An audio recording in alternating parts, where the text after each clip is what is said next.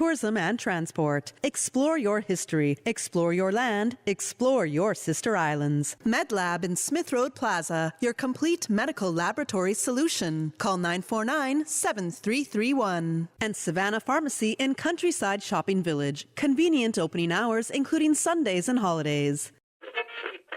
Oh, I think they're doing a great job. A lot of them are. Good afternoon, Dwayne. How are you? Not too bad, sir. Ladies and gentlemen, Radio Cayman's Talk Today with Sterling Dwayne Ebanks. But I do have some questions. There are more questions than answers. Radio Cayman's Talk Today.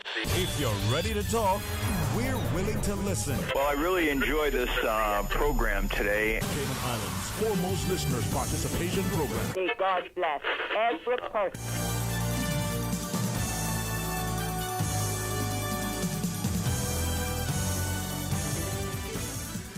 Hey, good afternoon and welcome. And thanks very much for joining us. In the studio for our first discussion, we had a chance to speak about early childhood education and to talk about 25 years in particular of the championing for early childhood education as we speak to the president and past president. So please stay tuned for Talk Today.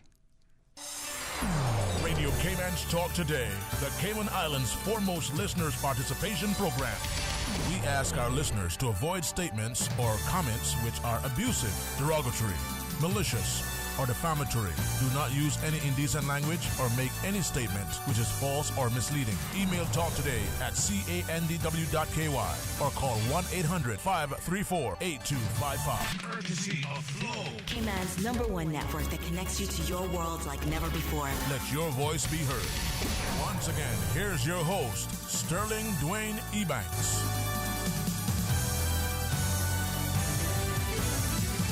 Hey, good afternoon and welcome. Thanks very much for joining us. In the studio, Miss Rena Jefferson, together with Miss Nicola Williams. And, every time over the years that we've had a discussion about education, we're increasingly seeing the importance of what we do.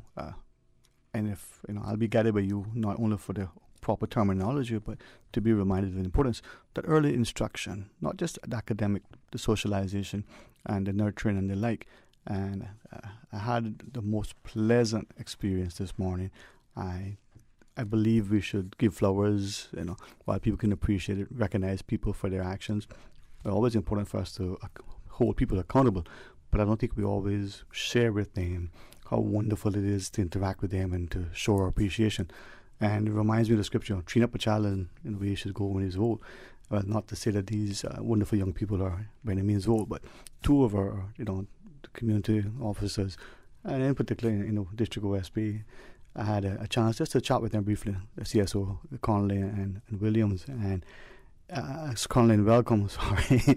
And as I was speaking with them just briefly, to see their presence, their persona, their professionalism, their deportment, and the notion that they're taking their job seriously, the uniform that they represent with pride, but the community that they serve. And I'm thinking, to watch these grow up, to take on the role, who knows? They may become the next commissioner, the next premier. They may find a calling in another public setting. And I was thinking back, Ms. Reno, with great deference to you. The early days in the primary school, the classroom, the new wing being extended, and you were championing the students. Education is something that needs to be encompassing, empowering, and for all. So, from those early footsteps to where it'll take us. So. Well, thank you, Dwayne. I just want to, because I know you're doing as well as Sterling. So Sterling Dwayne Ebanks. My parents christened me nicely.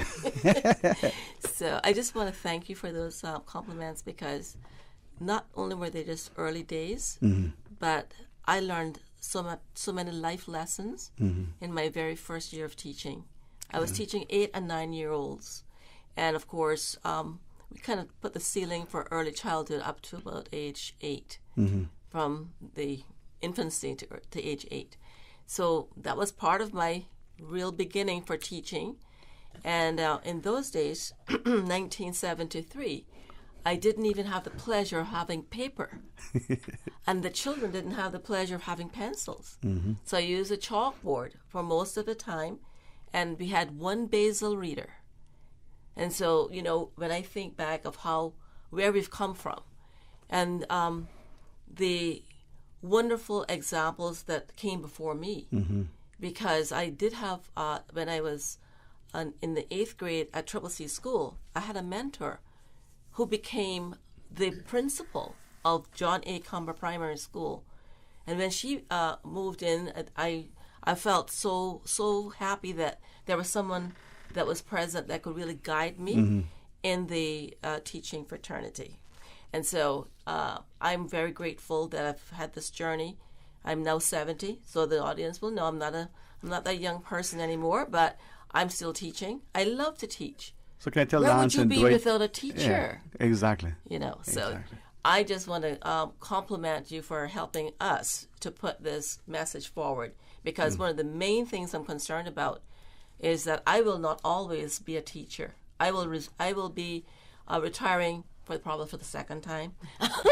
There'll be a third. in another year, right? So I just want to feel the presence, or feel even the idea that there are young people that will become teachers. Who's coming behind me? Who wants to teach? Every child needs to think about being a teacher, having a special reverence for teachers and teaching. And so I want to just say that it's been a great journey.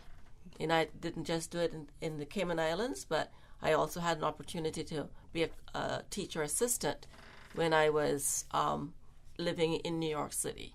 So I've added a few years, 3 years there and 48 in Cayman.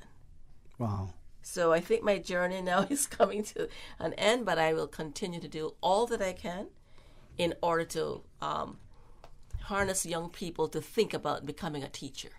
Everybody needs to have a great teacher. And maybe we can speak to that, because it's not just because it's a passion for me. It's not just because I say that it's gospel. I've never tried to present that way. But I think education is fundamental to every society, and because I believe that the strong education system and a strong healthcare system are the pillars in every society. But then, can I then ask then, before I do, welcome Ms. Nicola as president. I just don't want to jump right in. It's just exciting. I've been doing a fair bit of reading. We're encouraged, not just by you, Ms. Rena, from the early days, but people like Dr. Jennifer Allen, for instance, Ms. Leonora Mendoza Hayes, who have a passion, a penchant for education. And my own teachers, throughout the years, people like Ms. Palmfield, who have always reminded me, pray for you, pray with you, Mr. Baldo and the likes. But that teacher that just inspires you, nurtures you, and with a correcting eye can guide you. It means a lot to a society when you have them. But we seem to have this approach that, what does the English say? Those who do can, and those who can do, and those who can't teach. I mean, that is so derogatory in my mind. But is it? Your perspective, Ms. Nicola. I think that education can get... Oh, sorry. Yes, Mom. I think that education can get caught up, maybe it's all a question of emphasis, and it can get caught up a little bit on curriculum objectives and accountability and all of these things, which are all important. But remembering the heart of it, that's the key for me. And if you ask people who was your favorite teacher, and I always do, or any chance I get, and they'll always say a name. They'll say, and mine's Miss Carroll, grade 3. I mean, it comes right out. And then anytime you ask why, they'll say because they cared, because that teacher cared. So this is what children really want. And once you have that in place, the learning will just naturally follow, and it'll follow in a way that's better for everybody. And so that's what children want first and foremost. They do want to be heard, and they do want their teacher to show interest in them. And like I said, when that happens, the learning just takes off from there. And then you can achieve all those other things. But if you're too busy emphasizing and focusing on the reading levels and the curriculum outcomes and this, not that those aren't important, you have to have this in place first. It's the foundation. That's sort of my, and I think Ms. Rena would. Yeah. I agree with that. There's this English educator, a gentleman, I forget his name now, and I've seen a few, perhaps if I had read it I might remember it, but there's a video and I don't pay much attention. But he was talking about the problems with education, and as he presented it, it was students, some of my students that sent it to me, and they said, he's hitting the spot on. The problem with our education system is that we beat the creativity out of children. This is an accomplished, very well published, respected educator in the UK. And he's saying that the more we look at the education system, the more we need to transform, not reform, transform it. And a friend sent something yesterday as I was preparing for today's discussion, and it had the graphic was, the problem with the education system. And here's the professor by the desk, and there is series of animals, from the different fish, some in a bowl, some on the water, just on the shore, the giraffe, the elephant, all sorts of fish and animals. And he said, well, to make sure it's a fair exam for all, you all have to take the same test, which sounds right. Okay, climb a tree. Yeah. Right? And the caption is, if you, a fish in a fish bowl, if you judge its intelligence by its ability to climb a tree, it's going to probably go through its life thinking it's stupid. Right? And that's our education system. It's the focus on conformity and obedience and not realizing that there's such an educative power and difference. Like people are unique individuals and they bring that to the learning environment. And if schools would shift their focus to harnessing that and more, like children can teach each other. And we want to just not emphasize certain things over others and try and find children's strengths and celebrate those and then bring them along in the areas that they need to be brought along in. And you can only find that out by viewing children as the unique individuals that they are, and you can only find that out by having a relationship with them and interacting with them and listening to them and giving them input into their learning experiences. And I think that's exactly it. We, even in schools, the way they're set up can be quite unnatural. Even like, when are you going to be in a room for the rest of your life as an adult? When are you going to be in a room with 22 other children within a year of your birthday? Right? Even that right out of the gates is just, and even, in school, in the workplace, collaboration is viewed as an important skill. They want their employees in almost every job to collaborate in some way, shape, or form. But in schools, it's viewed as cheating. And this is where we have to rethink, what is it that we're doing here? I think we confuse plagiarism with cheating. Yeah. Collaboration with cheating. Yeah. On a football team, probably the best examples I use read for economics for football, as my children remind me. If all the players are on that team, including those on the bench, are working, for this team, working collectively for that, sort of outcome, shared outcome, it's not going to be the success. And one player may win the game, unlikely, but not for the whole season. And every single player has a role. So when we come back from this break, let me ask you, as we look at early childhood education, we see in many jurisdictions, perhaps in the Nordic countries, have been some of the pioneers. If my writing and reading is correct, you will tell me. Let's take Norway, for instance. In the 80s, they looked at the education system and thought, we need to change how we approach this. We, on this curriculum, maybe we're going backwards. Or are we? You guys let us know. I'm going to pause and take a break. We want your input. It's a question, a compliment, a comment, a criticism. It doesn't matter. It's going to take, for us, anyway, a constructive look at education, and we should be focused on early childhood. So stay tuned for Talk Today. Subway is serving up a special new sauce, bursting with flavor in every bite. The new Savory Collection is a tropical sweet and spicy sauce made with a combination of spices, habanero peppers, thyme, onion, black pepper, ginger, citrus juices, and molasses. So good. Wow. Sensational. Delicious. Subway's Savory Collection pairs perfectly with our oven roasted chicken or steak sub. Savor the flavor. For a limited time, only at Subway. Subway. Eat fresh. For medical lab services in Cayman, go straight to MedLab. For a full range of medical services, pleasant, clean and comfortable environment, no long lines and affordable fees, visit MedLab at the Smith Road Plaza. Open Monday to Friday, 8:30 a.m. to 5 p.m. and half day on Saturdays. Call 949-7331 to make your appointment. For medical lab services in Cayman, MedLab. Ask our professional team about the benefits of cutting-edge technology with MedLab's new state-of-the-art digital mammogram machine. The DG's 5K walk run takes off this Sunday, May 29th, 6:30 a.m. at the Government Administration Building. If you're not quite the morning person, you can still support the DG's 5K within your community and help raise for the Cayman Islands Cancer Society, the Alzheimer's and Dementia Association of the Cayman Islands, and the MS Foundation. Purchase your DG's 5K 2022 shirt this Friday. You got until 6 p.m. at the Government Administration Building. And walk or run anytime this weekend. Don't forget to share your photos on social media using hashtag DG's 5K Challenge.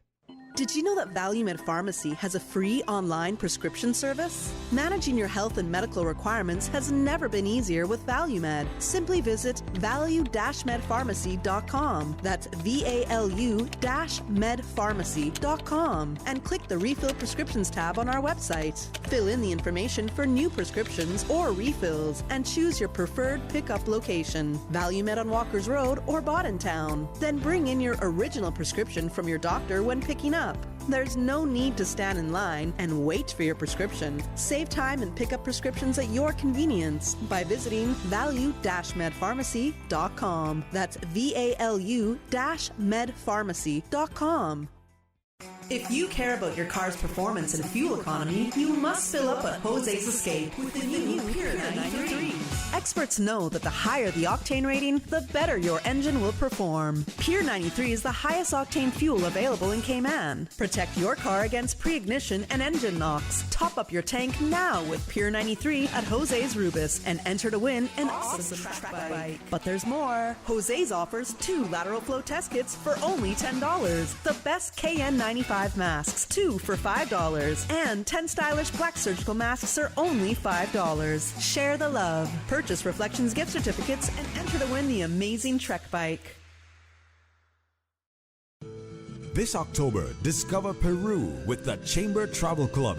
Experience Machu Picchu, the lost city of the Incas and recognized as one of the wonders of the world. Explore the Spanish and Incan cultures and civilizations from Lima to Cusco to Aguascalientes in 10 days and 8 nights. Reserve your space for this trip of a lifetime by June 3rd to receive the early bird special and free Sacred Valley tour. Visit caymanchamber.ky or call 949-8090 for further details. This October, discover Peru with the Chamber Travel Club. Talk today. But I do have some questions. Talk today. Cayman Islands' foremost listeners' participation program. Talk today. Because there are more questions than answers. What the public is saying. Waging to take your calls right now. Sterling Dwayne Ebanks.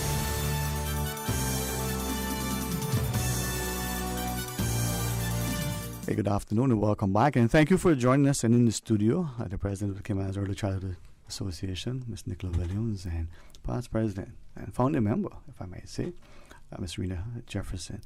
And as we talk about not just the milestone of your association, but the notion that you obviously have a wonderful passion and commitment.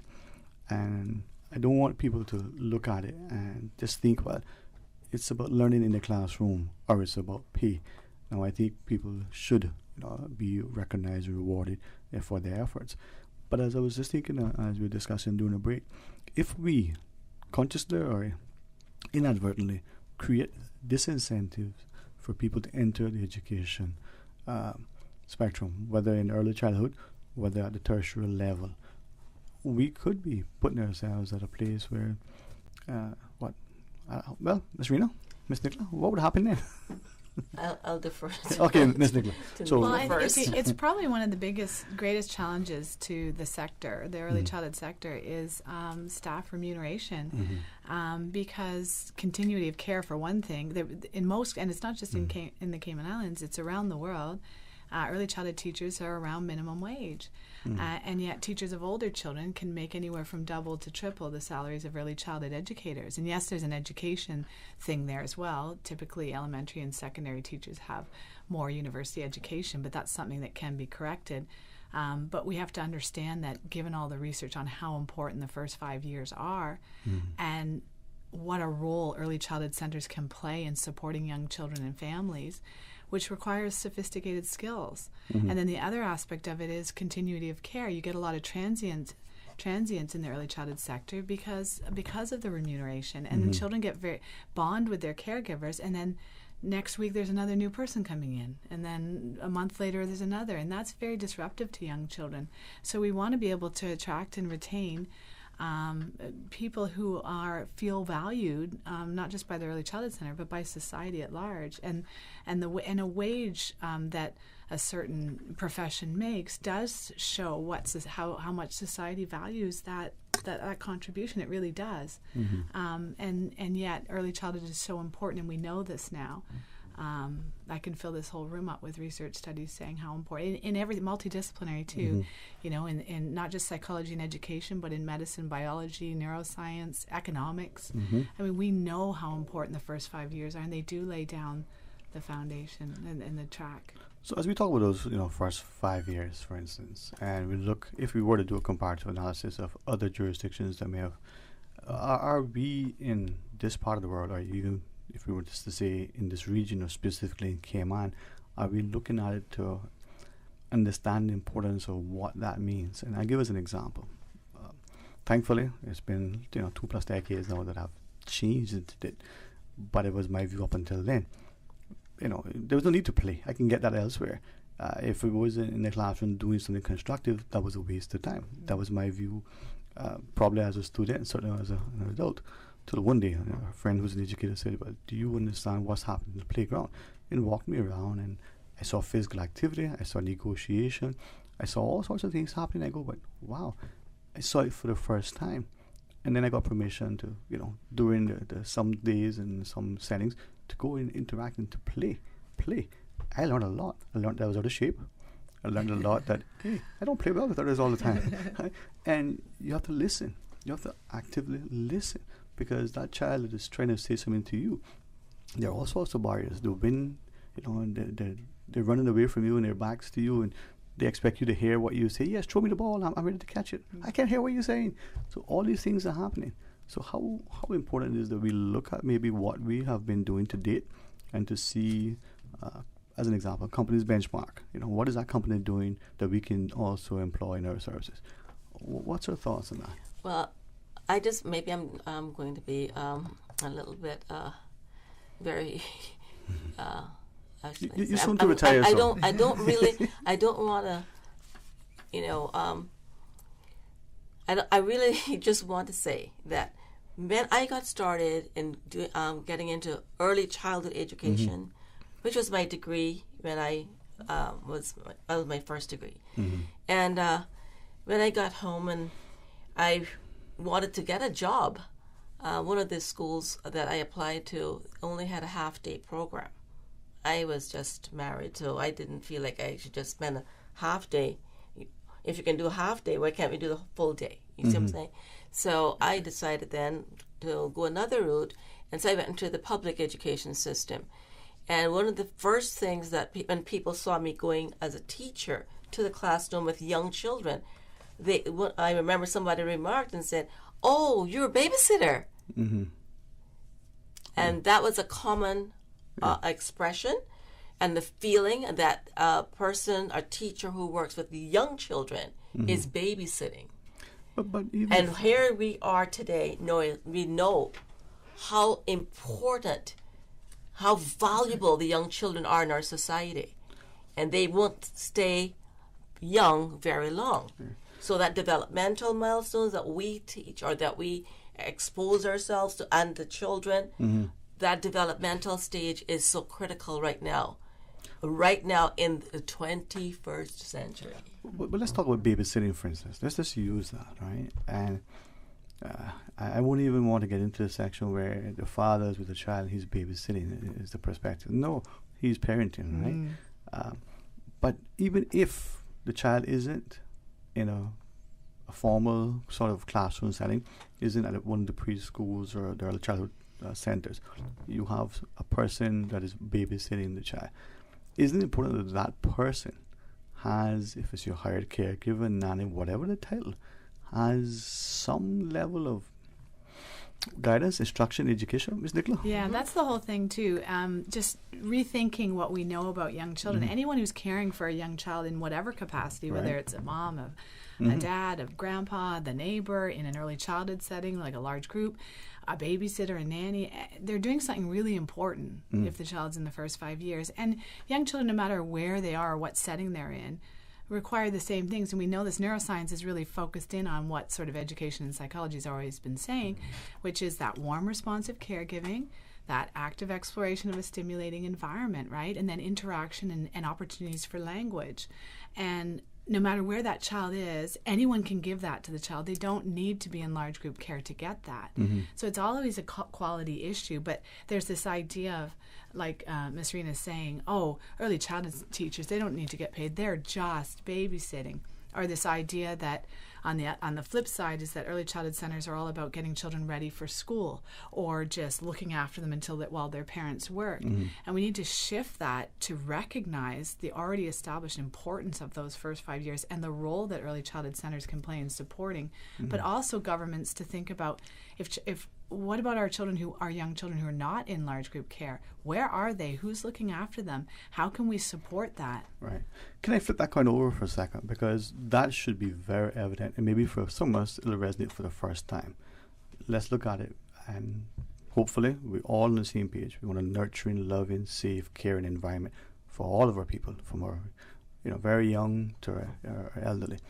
But what about, as we speak to children, what about that child, for whatever reason, and I'll maybe say it's the nurturing environment from home and the surrounding environs and the like.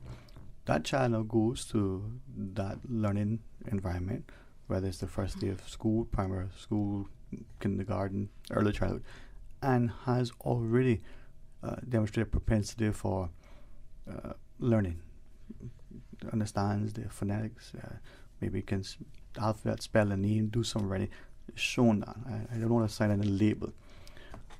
What happens, as I gather, many times the education institution would say, oh, well, you're age 3, yes, you look like you have the propensity of age 10, so you're okay. And the child is relegated to, right there. No more nurturing, no more development, because your age and your ability don't align.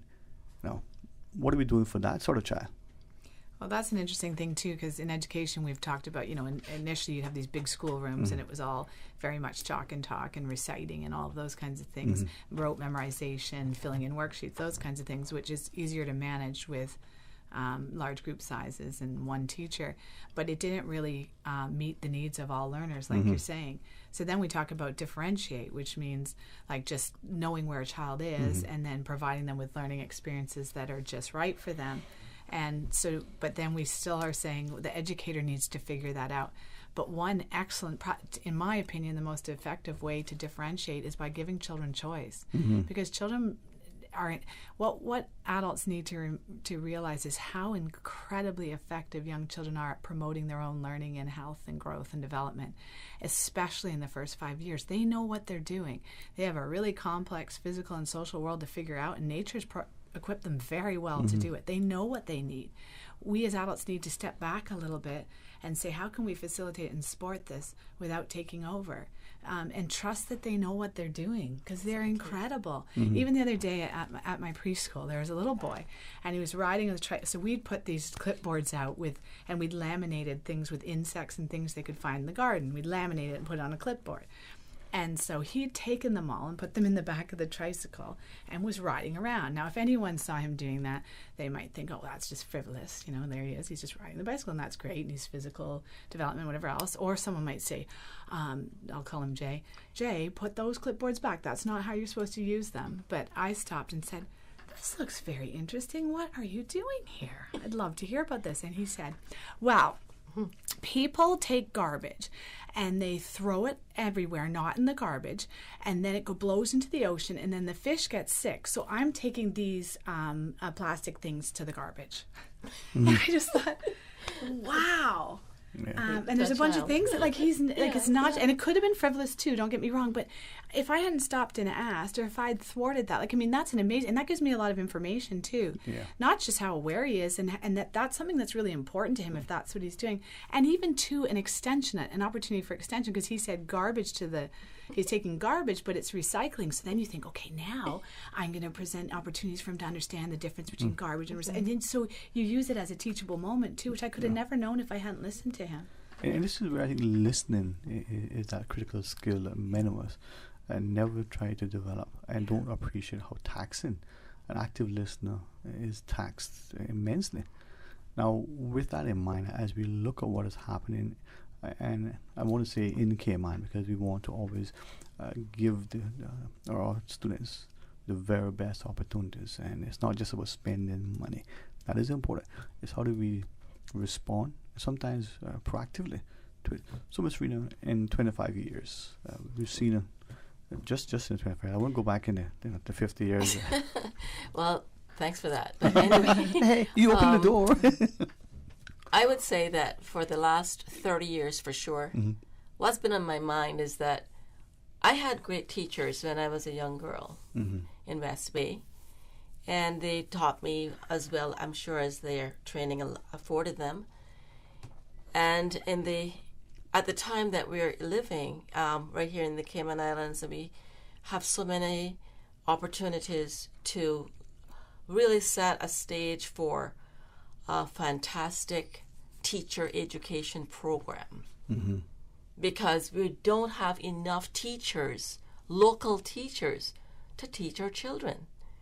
Now, it doesn't take a rocket scientist to figure out that if we're short of teachers, we need to have a program to include those persons who have an interest in becoming a teacher to get started with a program locally. By now, we should have a fantastic teacher education, college, university, whatever. But we need to spend money, time, and ideas, whatever is necessary. We need to get Caymanians who are interested, and if they're not interested, I would be happy to help people become interested. We have a vision and a will.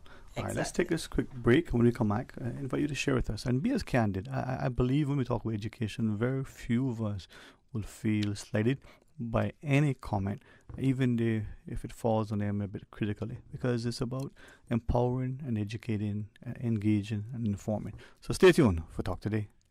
Busy, busy, busy. Feel like there's not just enough hours in the day. Savannah Pharmacy, service to make your life easier. Now you can WhatsApp your prescription order to 929-5045. And pickup is just around the corner with everything your family needs and convenient opening hours including Sundays and holidays. WhatsApp your prescription order to 929-5045. Savannah Pharmacy, wholesome values with modern conveniences. In honor of Family Month, the Church of God Chapel, Boddentown would like to invite you to special family and friend services with Dr. Dennis Wilson on Sunday, May 29th at 10:30 a.m. and 7 p.m.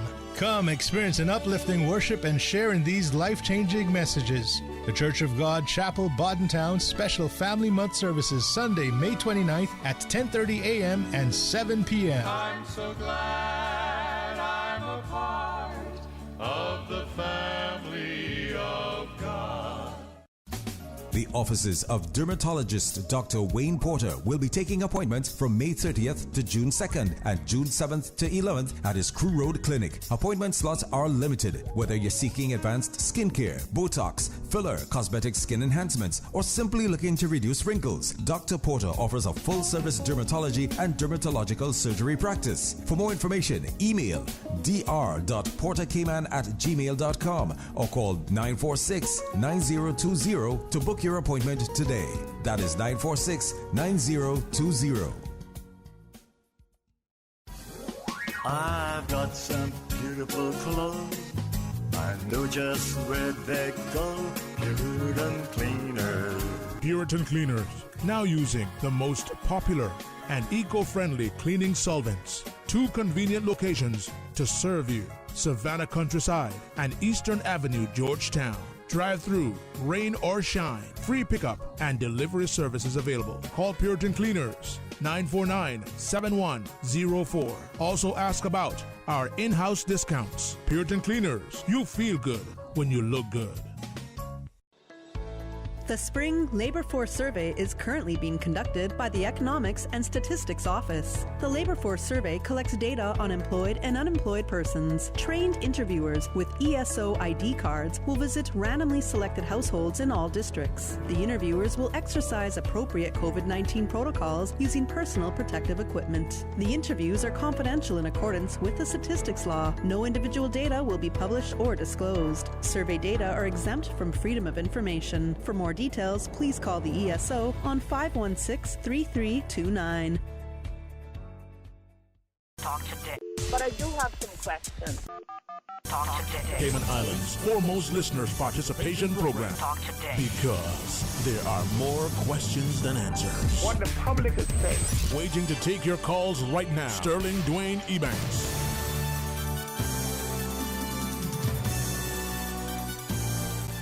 Hey, good afternoon and welcome back. And thanks very much for the opportunity to talk about education and for us as parents in particular, but for all in Sunday, like from the aspiring politician to that individual who is just a public commentator, to speak to the president of the Cayman Islands Early Childhood Association, Ms. Nicola Williams, and past president and founder, Ms. Rena Jefferson. Where are we in our society when we look at the successes across the divide, and yet still thinking, well, the people who look after their children are just babysitting. They only need to make sure that the child is fed and bathed, and the rest of the stuff will come. And it doesn't matter if the child is at 5 and is reading, post-college, for argument's sake. That is good. But even sometimes we hear the allegation that that child that may be in need of additional attention because there are certain developmental milestones that are not necessarily being hit as expected. So if there are allegations that we're not speaking to the child whose talent is being demonstrated early, or the child whose challenges is very evident, what are we doing? Yeah, and I mean, if you look at the research in economics, which is sort of came out of research really around the same time as neuroscience on return on investment, and it's in an early childhood in particular. There's a guy by the name of James Heckman who won the Nobel laureate for his work in investment in early childhood. And he looked at the investment from prenatal through childhood and into early adulthood, and the return on investment is the highest prenatally and then drops very steadily down through the early years and then just sort of tapers off. And yet most countries invest in children in the exact opposite way, and we're missing a really valuable opportunity. And we know early childhood education has huge compensatory value for children who are facing challenges in the home. And when you look at return on investment, it's anywhere from for every $1 a country invests in early childhood, they can expect a return of anywhere from $5 to $13, depending on the child's home situation. Sadly, there are many children who face a lot of challenges, and their families face a lot of challenge. And high quality care, whether it's in large group or anywhere, high quality care can act as a buffer for that and can make a difference in their lives. And this is where I think as we look at, and I love economics for a reason, because it's not just the qualitative, it's the quantitative as well. And when we think of it, we understand that children who are introduced to more information, more knowledge, I don't want to say educated because people somewhat misinterpret that term, but they make better decisions on so much what they eat. If we look at what we're seemingly able to do, back to Jay in your example, probably in an environment where recycling is important and the environment is saying, hey, we can't destroy, we got to make sure we don't do this and do that. If we introduce children to good concepts very early on, that impacts them positively as they grow about. What the scripture says, train up a child. So with that in mind, and with the one of the comments I think attributed to Roosevelt, educate a man in mind but not in morals. You educate a menace to society. If we know from economics, right, the laureate has said investment gives you the highest return when you do it earlier, and we see that. What is it going to take, Ms. Rena, for us as a people to do just that? Well, we have to have a mindset with understanding very clearly that the young child or young children in our society are important. And I'm going to read just a couple of things from our early childhood memorandum. We are here to promote and advocate the education of and well-being of our young children here in the Cayman Islands. We're to educate and assist our young children through their leisure time and their activities, whether they're at home or at formal schooling, wherever they are, so as to develop their physical, their mental, and their spiritual capacities, that they may grow in full maturity as individuals and well-rounded members of society, and that their condition of life may be improved. That's only one of our objects that we have for our memorandum of our association. We're here to play a part for the generation that's behind us, for the youngest among us, to do our very best for them, to make sure that they advance in all areas of their development. And we have wonderful people here in the Cayman Islands that are willing to help our young children to meet those milestones where they will be in the next, let's say, 25 years. Wonderful citizens that are contributing to the development of our young children, who will not stay young, but as adults, then they have lots of opportunity to make the society better. So I just want to thank you again, for allowing us to come. And one of the things that I found in my lifetime as far as young children, I don't know, it's a phenomenal thing, But just a few weeks ago, I was in an area and there was a young child, about maybe 3. I think she was with an older person, maybe a grandparent. And the child walked towards me. And the child looked me in my eye. And the child wanted me to, start talking or cuddling or whatever. But the child paid attention to me. And so I just stooped down at that level and started talking to the child. By the time we were finished, the child wanted to come home with me. What I'm saying, that young children, have an ability to understand and to also, they can, I don't know how they do it, but they have a way they can pinpoint who's interested in me. Yeah. What can you do for me? Yeah. It's like a superpower. It's superpower. That's it. We have a superpower being an early childhood specialist. Right? They're quite incredible, and so they should be, right? Because being good at detecting who's most likely to care for me when you need care and require care is a pretty important skill, and young children do have it. And what they're looking for is adults to show interest in them. But also to the association and RENA and the founding members. I mean, it was an incredible thing to do back in '97. There's a lot of traction now. You've got a lot of research since then. You've got large global organizations like UNESCO and OECD. UNICEF has always done a lot of work with young children, but World Bank, like a lot of global organizations are really drawing the world's attention toward early childhood. And then you've got people like Rena Jefferson who have been saying this for 25 years, trying to advocate, and there's still a lot of advocacy left to do. There's also, we partner very closely with the Early Childhood Care and Education Unit, and we have since the very beginning. They were formed in 2012, I believe, 2012, and they've done a lot of incredible work too, and we have very close working relationship and of mutual support, and a lot of amazing initiatives have been done here and in countries around the world. There's still a lot of work to be done, and there's a lot of advocacy amongst in the general public, parents, that is required, and that's on a global level. So let me ask, after our news break, maybe talk about what that looks like. How do we advocate? What are some of the things we should be advocating for? And maybe get people to start to think that there's so much that we've taken for granted. We assume it's being taken care of. Someone else is doing it. Maybe it is, maybe it isn't, but maybe it isn't being done as frequently or in the manner that it can. And let's speak candidly, because it's not about pointing fingers. It's about being responsible and improving and accountable. I'm going to pause and take a break, and when we return, please rejoin us. Cayman, the voice of the Cayman Islands. Today's biggest news. Radio Cayman, your voice, your choice.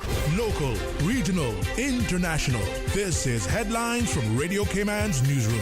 Today's biggest news. With your latest headlines, I'm Felicia Rankin-Zollins. The Royal Cayman Islands Police Service Multi-Agency Safeguarding Hub and RCIPS Family Support Unit will be operating out of a new location on the second floor of Crown Square Plaza, Eastern Avenue, beginning on Monday, May 30th. FSU and MASH will remain at the current location through Friday, May 27th. The contact numbers for the unit remain the same. In international news, the death of a black man who was forced into a police car trunk where a gas grenade was set off has sparked outrage in Brazil. police stopped 38-year-old Genivaldo de Jesus Santos in the street on Wednesday. Video footage showed 2 officers holding down the trunk the man was in as thick smoke billowed from the car. An autopsy report on Thursday confirmed Mr. Santos died of asphyxiation. Brazil's Federal Highway Police said a disciplinary proceeding has been opened to investigate the officer's conduct. An investigation has also been opened by the federal police into the circumstances of Mr. Santos's death. Hollywood director Martin Scorsese and actor Robert De Niro have led the tributes to Goodfellas star Ray Liotta, who died this week aged 67. Scorsese, who directed both in the 1990 gangster crime film called Liotta, a uniquely gifted and courageous performer. The late actor is best known for his portrayal of mobster Henry Hill in the film opposite De Niro and Joe Pesci. De Niro said, "I was very saddened to learn of Ray's passing." Liotta died in his sleep in the Dominican Republic. It was confirmed on Thursday. These are your headlines. I'm Felicia Rankin-Zollins. For the latest in news and information, follow Radio Cayman on social media, Facebook, Instagram, Twitter. Download the Radio Cayman app or log on to our website, radiocayman.gov.ky. Talk today. But I do have some questions. Talk today. Cayman Islands' foremost listeners' participation program. Talk today. Because there are more questions than answers. What the public is saying. Waiting to take your calls right now. Sterling Dwayne Ebanks. Hey, good afternoon. Welcome back. And thanks for joining us. And we invite you to call and share your thoughts. 949-8037, 949-6990. Of course, you can WhatsApp 925-3261 or use the Flow toll-free line at 1-800-534-TALK. That's 1-800-534-8255 as we talk about early childhood education and in particular put a spotlight on the 25th anniversary of the Cayman Early Childhood Education Association. And I'm almost getting to a point where, Miss Rena, as I think back to an incident at primary school early on, kind of emotional, you know. And let me control myself. Miss Rena is one of the founding members and past president, together with the current president, Miss Nicola Williams. But I'm thinking back to what you shared at the outset. You know, that person who is working with a young child is babysitting. And I think we don't mean anything by it. We probably appreciate that it's important, but maybe we only see to the extent that, you know, did the child get something to eat? Is the child, you know, fed and clothed and bathed and is safe? All important things. But what else are we doing to develop a child? So in saying that, I'm going to be mindful that I don't recall it incorrectly but share it publicly of a time where I can see the classroom now. It came in, it's the new building. And you talk about, you know, no pencils and, you know, just sort of one. But they're the students, and you're in the front of the class, and you're chatting with them. And I've come in and I'm looking at the younger siblings, and you tell them a story, you know. And it's the engagement, and it's the, you know, the instrument you had. Remember? Auto harp. Put them to sleep too. Well, it could. Take a little nap. It could. But it was quite a challenge, especially, I mean, now that we have teacher assistants or assistant teachers in the classrooms, and I had none. And I think the classroom that you're referring to, the children were young. They were about 4 or 5 years old. And I think I had so many children that I basically had to, every 15 minutes, take them outdoors. If it was good weather, so that they could play. You remember the cupboards on the wall that some would just find their way through from one door to the next? Yes, and I also recall that I would sing and play my little instrument, and it would put their. We didn't have such luxury as little beds or anything, cots or anything, so I tell them to use their arm and put their little heads down on their arm and use it as a pillow, etc. And it worked. Yeah. And then there was a time when I just put up, turn on the lights, and they understood.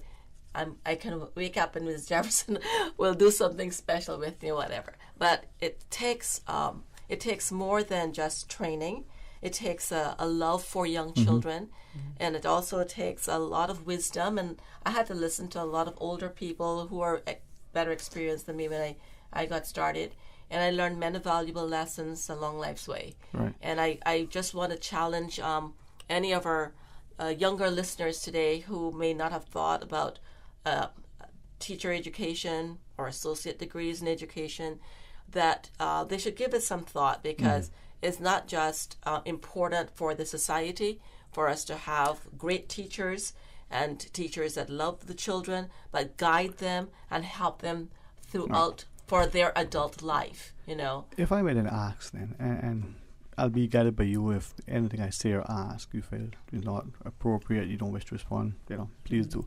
And I won't make apology just because this is one of my passions, that I should say as I want when I want. You know, that's not good instruction. But first off, Ms. Nicola, did you always want to be a teacher? Was this where you wanted to be?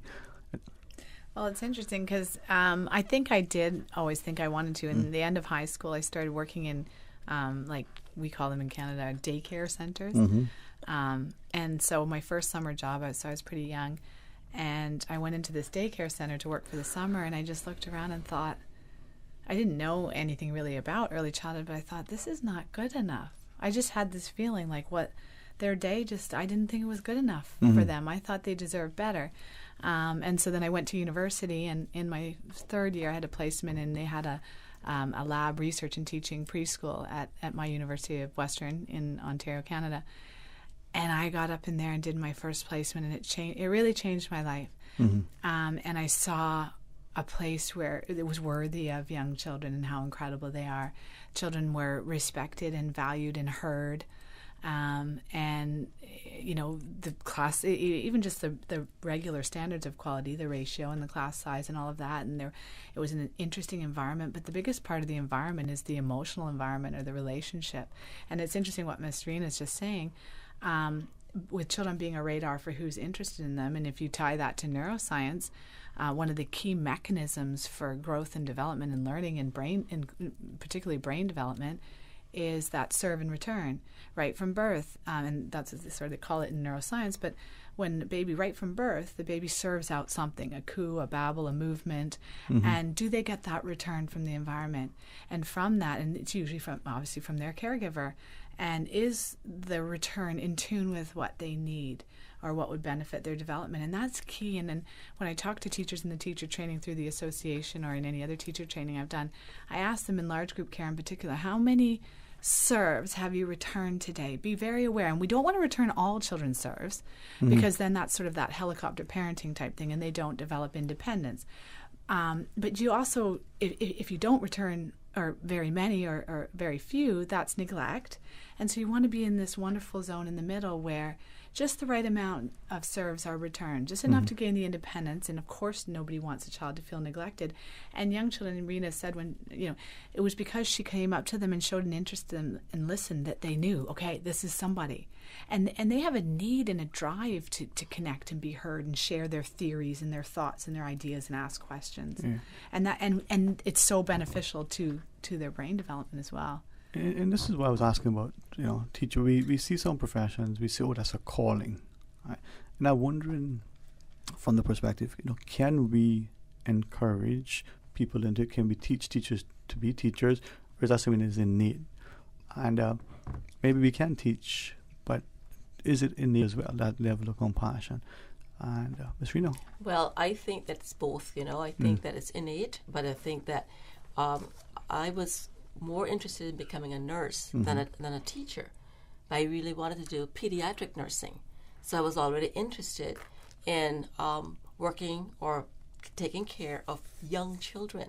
So, you know, my desires really, you know, changed, and so I became an early childhood teacher. And by the way, that was in the era of when Sesame Street started. So I was a candidate to become employed by Sesame Street, because at the time, you know, they were looking for the newest early childhood teachers from Brooklyn College of the City University of New York. I didn't know that. You've never told me that. Well, there are some things that haven't you always amaze me. But it was one of those moments, like, I didn't know they were going to be coming in and saying that anyone here who wants to join that organization, you're welcome to, you know, participate in for employment. So I, as part of my history also, another thing that really challenged me was I went to teach my first, I would say my first organization that I taught at was the Shirley Chisholm Daycare Center in Brooklyn. And of course, Shirley Chisholm was the first Black congresswoman for the United States, and she was from Brooklyn. So I actually worked in the center, but it was not for very long, because then I realized I need to get back to the Cayman Islands where I was born, and it's my passion to get back and teach. But so along life's way, I received some wonderful experiences that have also done me very well, because I like what I do. I want to promote what I do as far as teachers and teaching young children. So with that in mind, if I can, through you, invite our listeners and those of us who would probably call the shakers and the movers, and by that I mean the parents, right? Because we are not just instructive, but instrumental in the lives of our children. Let's talk to accountability. Let's talk to hiring standards. And in that, let's look at what maybe some of the Nordic countries have done relative to early childhood education and the pay, not just the compensation, but the respect and reward and recognition that they get. Compare that to maybe the Western world or to Cayman. Your perspective, Ms. Nicola. Well, yeah, again, if you look at Finland, and they're sort of well recognized around the world for their education, the success of their education system, and in particular, they don't instruct children in formal academics, the technical side of academics, until quite a bit older. Their teachers are very well trained too. Most teachers have a master's degree in education, and they give both schools and teachers autonomy. So it's the exact opposite of this focus in education, maybe particularly in the United States, but other countries are following, of oversight and regulation and accountability and those kinds of things. And many countries are doubling down on that kind of thing, when successful countries like Finland are actually removing that. And then if you look at the OECD has their science, math, and language or literacy testing at age 18. It's called the PISA. And Finland, again, scores really high on those too. And then when you look at the research, UNICEF did a study on happiness in children. And the children in Finland were also top of the list for the happiest children in the world. So not only are they achieving, they're happy. And I think a lot of that, and it's not just what I think. There's a lot of evidence to back up the fact that that's because in early childhood they got to play and got to have these relationships, and their teachers did feel and their schools the autonomy to be able to provide for the local context, and then the actual children that were right there in front of them. It's not, or early childhood in particular is not. I don't think any stage of education is cookie cutter, but early childhood is the least cookie cutter. And so you want to look around at what the rest of the world is doing, but then you want to tailor it to your context. And early childhood needs to be contextual. So take Finland, for instance, and maybe compare it to other places. And I did. Some friends say, not everything can be put in a spreadsheet, but you get a little graph or you get a little table and you put things on. So accountability and hiring standards. You shared, the teachers that are recruited and retained in Finland, for instance, high academic, they're rewarded. Is it then that, again, back to what we've read and we've heard, what English say, those who can do and those who can't teach. Is it then that we need to get rid of that mantra and say, well, if you want to be in education, and in particular early childhood, we're going to reward you, but you need to demonstrate your academic prowess. Then we'll make sure that you develop and change a paradigm.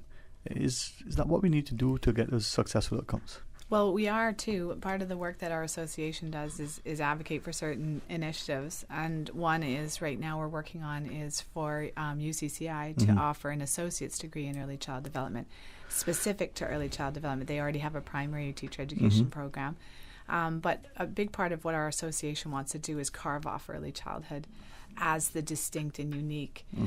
Early childhood is often it's multi-sectoral too, right? It's health, social services, and education, and oftentimes it gets swallowed up or ignored, and so a big part of what we want to do is carve it off as its own, early child development as its own stage of education that's worthy of individualized attention and investment. And so we are working with UCCI to try and establish an associate's degree in early child development to build upon University of the West Indies has a certificate in early child development, which our association also partnered with them to create, which has been hugely successful. I think we have I think it's 4 years or 3 years. So many cohorts have graduated, and I think it's made a huge difference.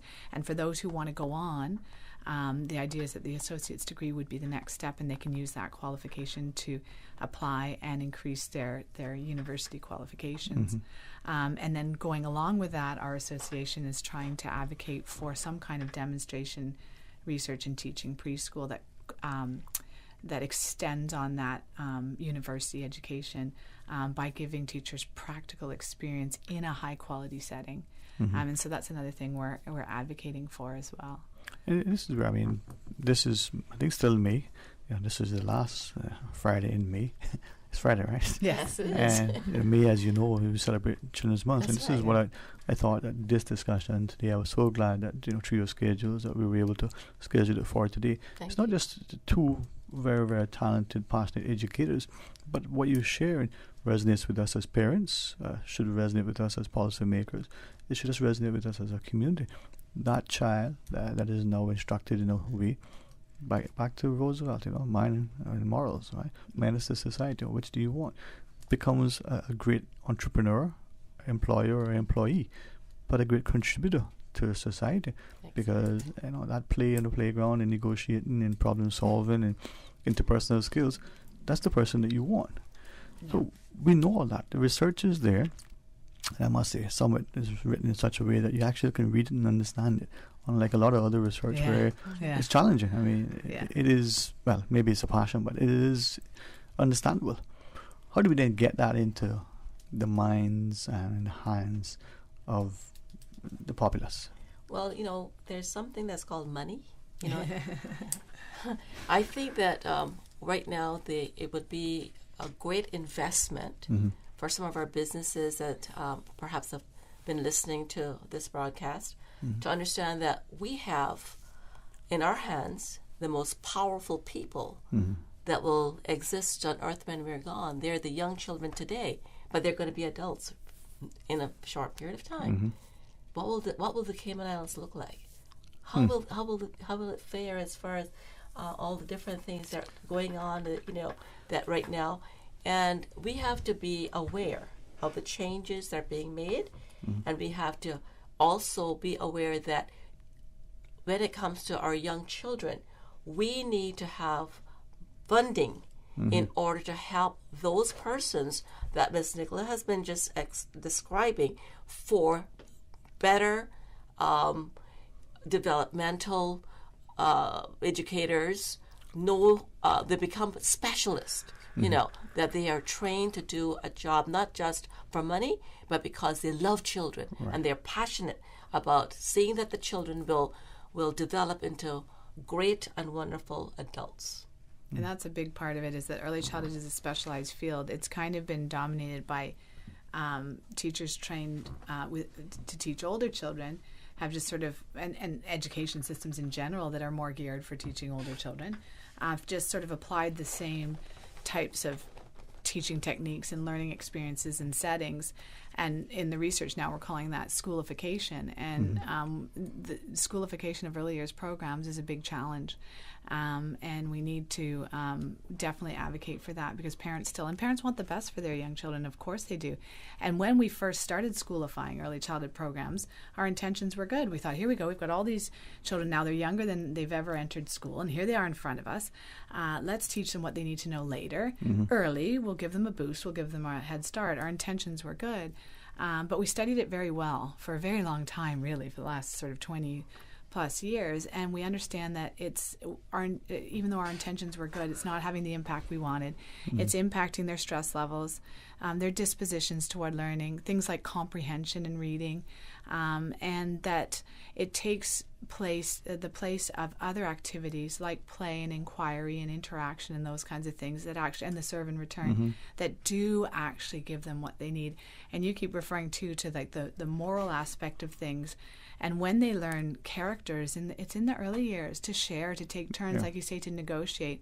And there's no substitute for play for teaching young children this, because it's intrinsically motivating for them, right? So they're playing with a group of children.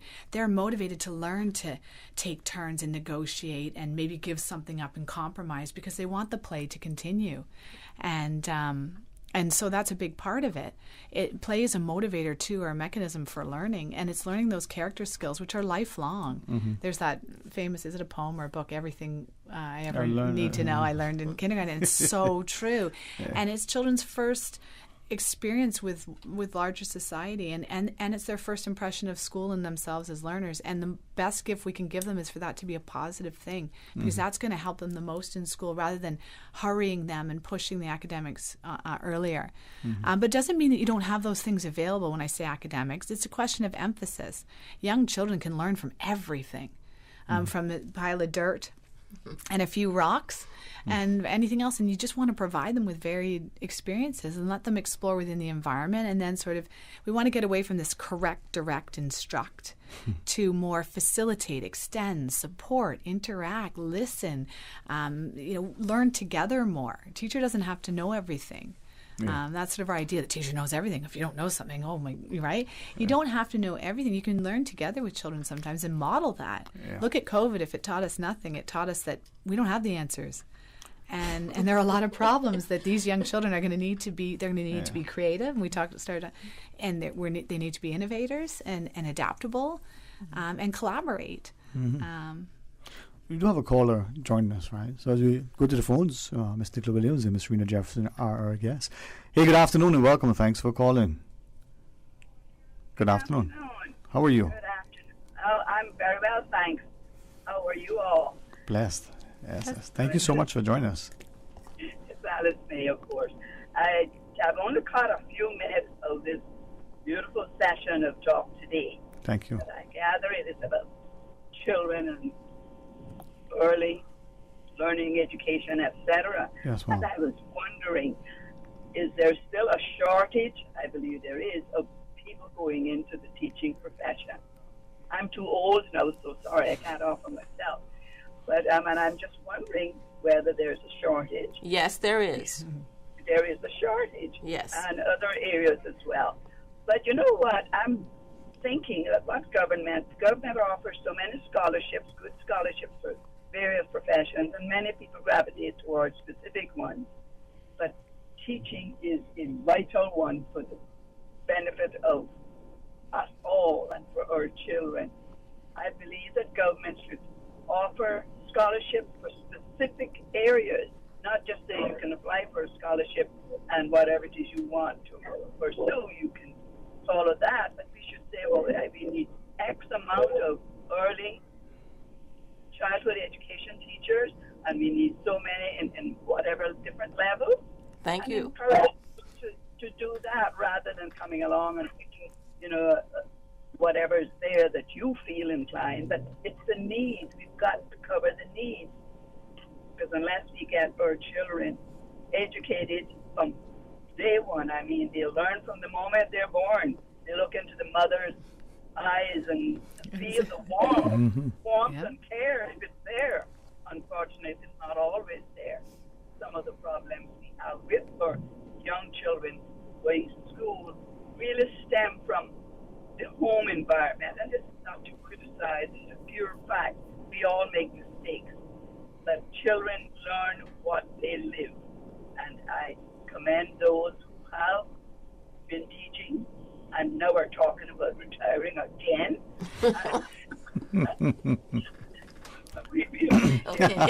Okay.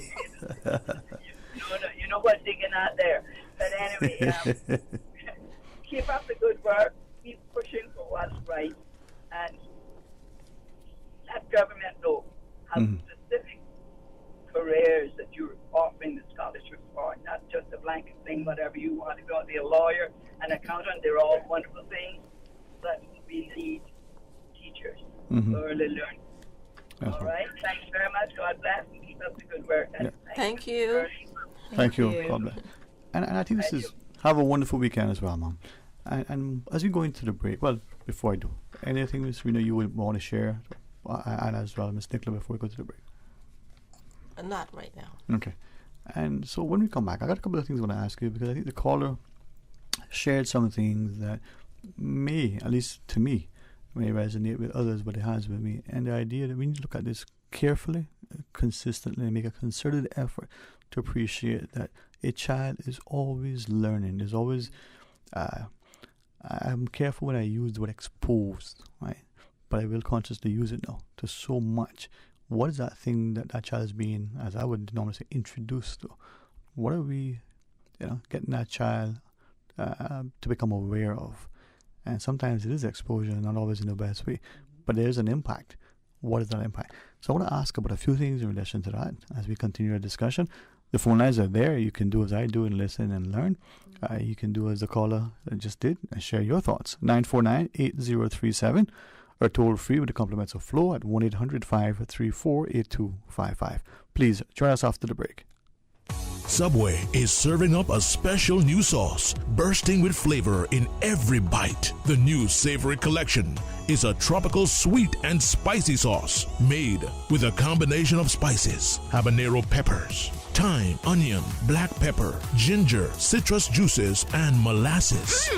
So good. Wow. Sensational. Delicious. Subway's Savory Collection pairs perfectly with our oven roasted chicken or steak sub. Savor the flavor. For a limited time, only at Subway. Subway. Eat fresh. For medical lab services in Cayman, go straight to MedLab. Blood test, x-ray, and mammogram, all of that is MedLab. Affordable fees and friendly service, a full professional team. MedLab is always comfortable, MedLab is always clean. For medical lab services in Cayman, MedLab. Call 949-7331 and ask about MedLab's new state-of-the-art digital mammogram machine.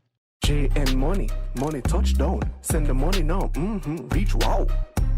You say you need some money, JN Money, I can send it in a hurry. Get through quick when you come collect your cash, or use your money card and swipe it in a flash. Send funds to any bank, yeah. Pay your bills quick, yeah. Low fees, you know what it, yeah. JN Money, we are pick, yeah.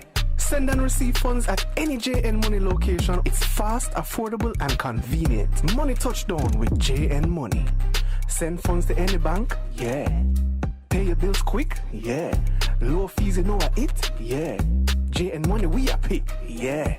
Call 345-945-2014 for details. Available at JN Money locations across the Cayman Islands. Make your house into a home.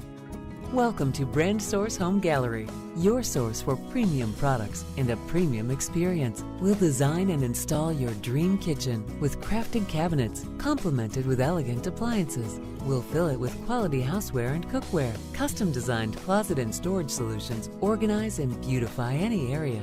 And with the finest bedding, you'll get a perfect night's sleep knowing Brand Source Home Gallery has everything you need to make your house a home. Talk today. But I do have some questions. Talk today. Cayman Islands' foremost listeners participation program. Talk today. Because there are more questions than answers. What the public is saying. Waiting to take your calls right now. Sterling Dwayne Ebanks.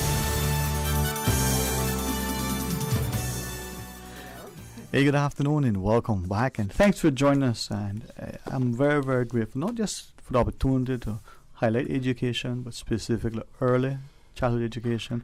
And I think if Miss Barnes was here with us this afternoon, that would probably be the only component, the three amigos, if I may term you. But Miss Nicola Williams, the president of the Cayman Islands Early Childhood Association, past president and one of the founding members, Miss Rena Jefferson. I'm very, very mindful that some of the things that may be said, even myself, even though it's not intended to inflame or to offend, some people might feel a little bit tickled by it, Some might feel a little bit perturbed. But if that pricks us in a way that we move forward.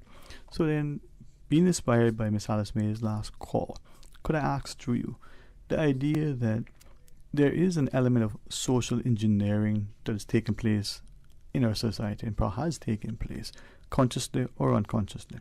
I go back to the little I understand from Finland. In university, I had a good friend, Juha Lauklin, from Finland. And, we were probably twins almost. I mean, we looked just alike. No, just kidding. And so I got to understand, here are two people, similar age, born. The only thing I knew about Finland probably was when my father told me, one of his jaunts, on the ship. But our approach to education, what he did, in his early years and what I did, quite different. And here we are at university.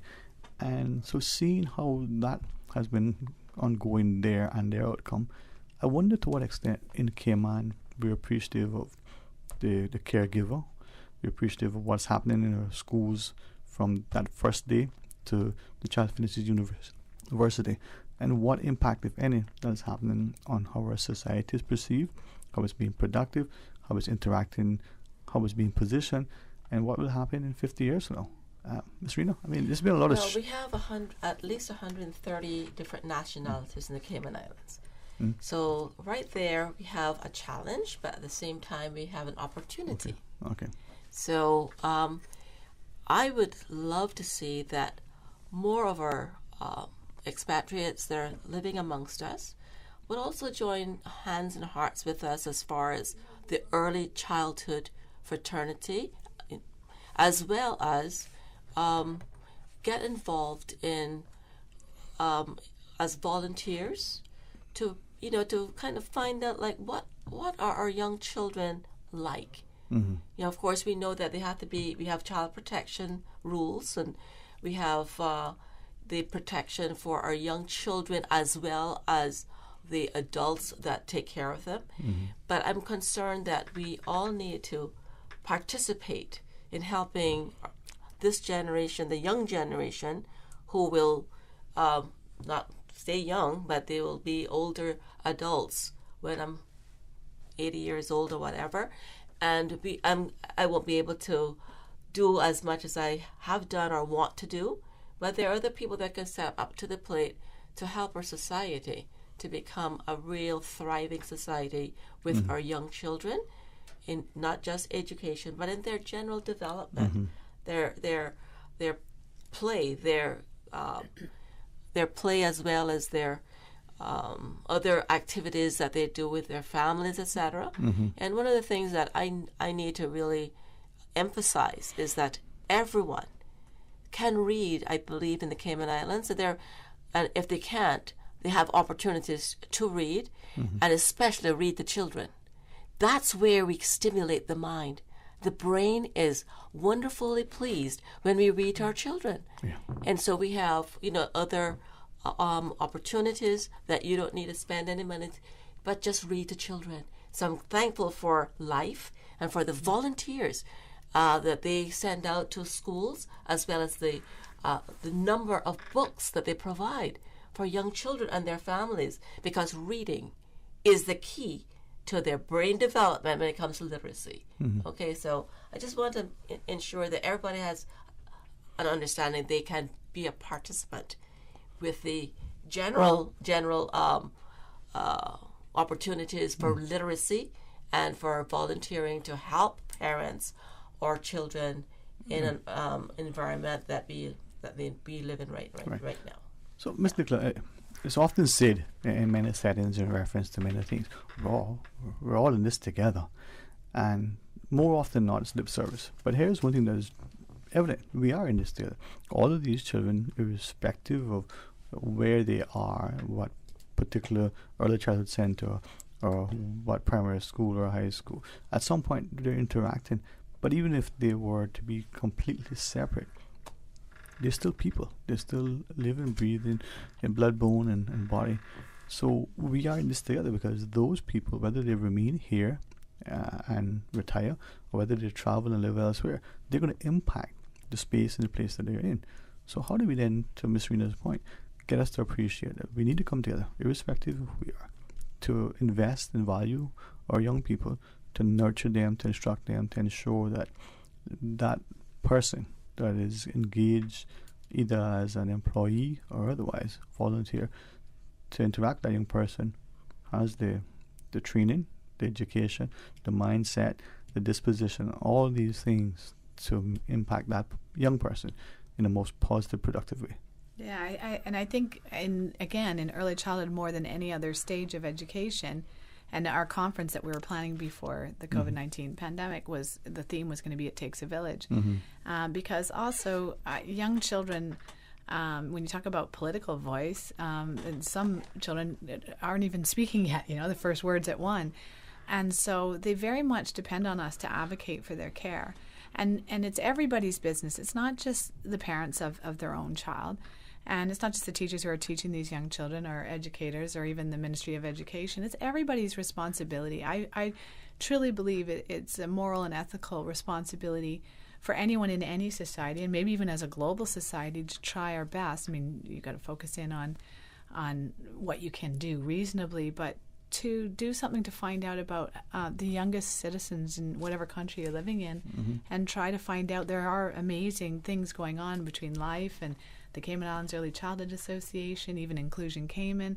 They're a Big Brother, Big Sister. There are a lot of amazing organizations doing great things, for young children, and to get involved. Our association, I do want to point out, and from the day I joined it, I've just been so impressed. For one, we're a registered nonprofit. But we don't have any employees, and so we're run by a 100% volunteer executive that's voted in each year at our AGM by our members.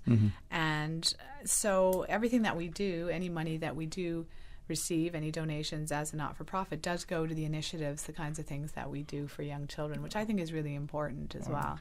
So let's, in our last segment for our discussion, we talked about advocacy and some of the things that we still need to advocate to make sure that they resonate with people, but for some of us, they actually hear them, maybe for the first time.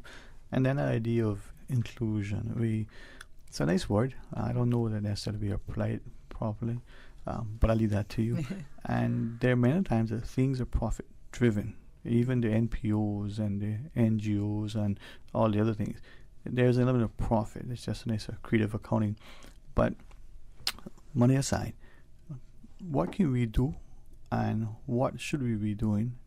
And is it too late if we haven't already been doing it? So after the break. Well, what concerns me very much is safety.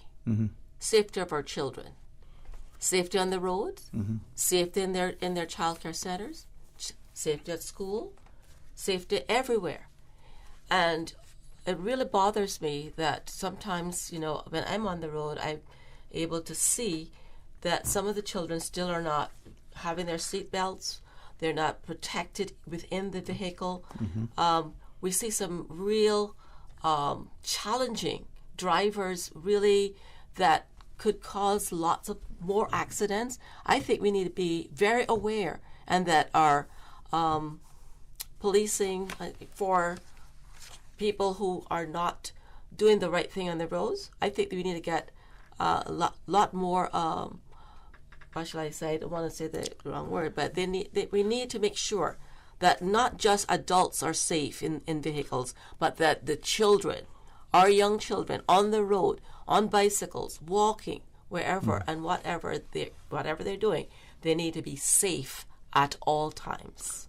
So in that discussion, I wrote down societal ethos seems to be a part of what we need to do in respect to our approach to teaching and learning and everything else, from the cleanliness of our streets. So after the break, let's talk about that, and let's see where it takes us. All right, rejoin us, and please stay tuned for Talk Today. A caring and community spirit, cherished family and cultural values. These are some of the things that still embodies the Caymanian way of life in the Eastern Districts today. Savannah Pharmacy, your neighborhood pharmacy, located in Countryside Shopping Village, is delighted to offer products and services of real value. Whether it's catering to your family's medical needs or carrying apparel, gifts, and beauty products, Savannah Pharmacy provides you with more than just prescriptions. Remember, they're always just around the corner with everything your family needs and convenient opening hours, including Sundays and holidays. Savannah Pharmacy. For more information, call 946-3336. You see how hard it's raining? Yeah, and I don't have time to fight traffic and get my lunch from Subway. I have so much work to do. Why don't you order Subway by using the Let's Eat or Bento app? Save time, stay dry, and get your sandwich fast. I never thought of that. Great idea. I'm going to order now. Order me a veggie pizza while you're at it. And a cookie platter for the office. Too busy at work or home? Is the rainy weather stopping you from dining out? Order your favorite Subway sandwich, wrap, or pizza through the Let's Eat or Bento app with fast and reliable delivery. Subway, eat fresh. After more than 20 years, The Cayman Islands Air Show is back. Start your Queen's Platinum Jubilee weekend on Friday, June 3rd by watching a thrilling air display on Public Beach, 7 Mile. Witness amazing acrobatic maneuvers as world-class pilots put on a stunning show. Then see the planes and meet the aviators at the Cayman Airways hangar. Parking permitted at designated sites with free shuttle buses to the events. For all the details and event lineup, visit CaymanAirShow.com. The Cayman Islands Air Show returns June 3rd. Your Radio Cayman 6 p.m. news, Monday through Friday, is brought to you by Logic. Your life connected. History has taught us that in crisis, humanity will always respond with innovation. What world-changing technologies will emerge from humanity's latest challenges? How can the Caribbean capitalize on the metaverse, blockchain, hybrid work, and more? Join us at the RF Economic Outlook Conference under the theme Future Forces, World-Changing Ideas, where we will explore the future of work, investments, technology, and more. The journey begins on June 8th. Reserve your seat today at www.rfeoc.com.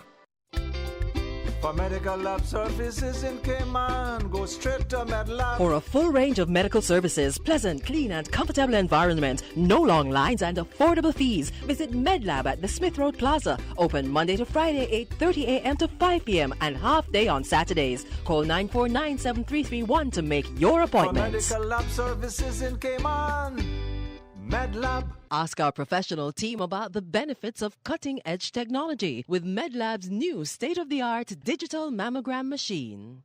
After more than 20 years, the Cayman Islands Air Show is back. Start your Queen's Platinum Jubilee weekend on Friday, June 3rd by watching a thrilling air display on Public Beach, 7 Mile. Witness amazing acrobatic maneuvers as world-class pilots put on a stunning show. Then see the planes and meet the aviators at the Cayman Airways hangar. Parking permitted at designated sites with free shuttle buses to the events. For all the details and event lineup, visit CaymanAirShow.com. The Cayman Islands Air Show returns June 3rd.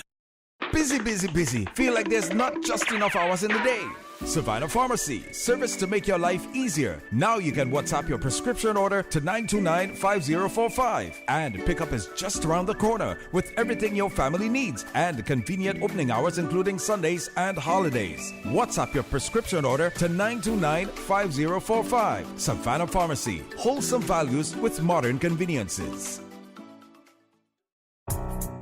The annual business surveys are ongoing. The surveys are conducted by the Economics and Statistics Office and seek to measure the economic performance of all local industries. The survey forms for this year were mailed or emailed to all relevant entities operating in the Cayman Islands. The surveys are confidential under the Statistics Act and are exempt from the Freedom of Information Act. Your response matters. Do your part. Fill out and return your survey forms to the Economics and Statistics Office. For assistance in filling up the forms or for more information, visit www.eso.ky or call 244-4676 or 244-4607. Better data, better decisions, better business.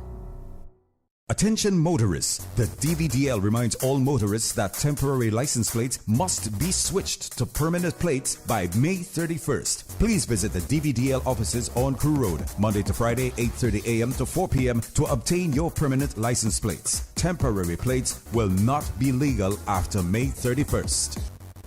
Talk today. But I do have some questions. Talk today. Cayman Islands' foremost listeners' participation program. Talk today. Because there are more questions than answers. What the public is saying. Waging to take your calls right now. Sterling Dwayne Ebanks.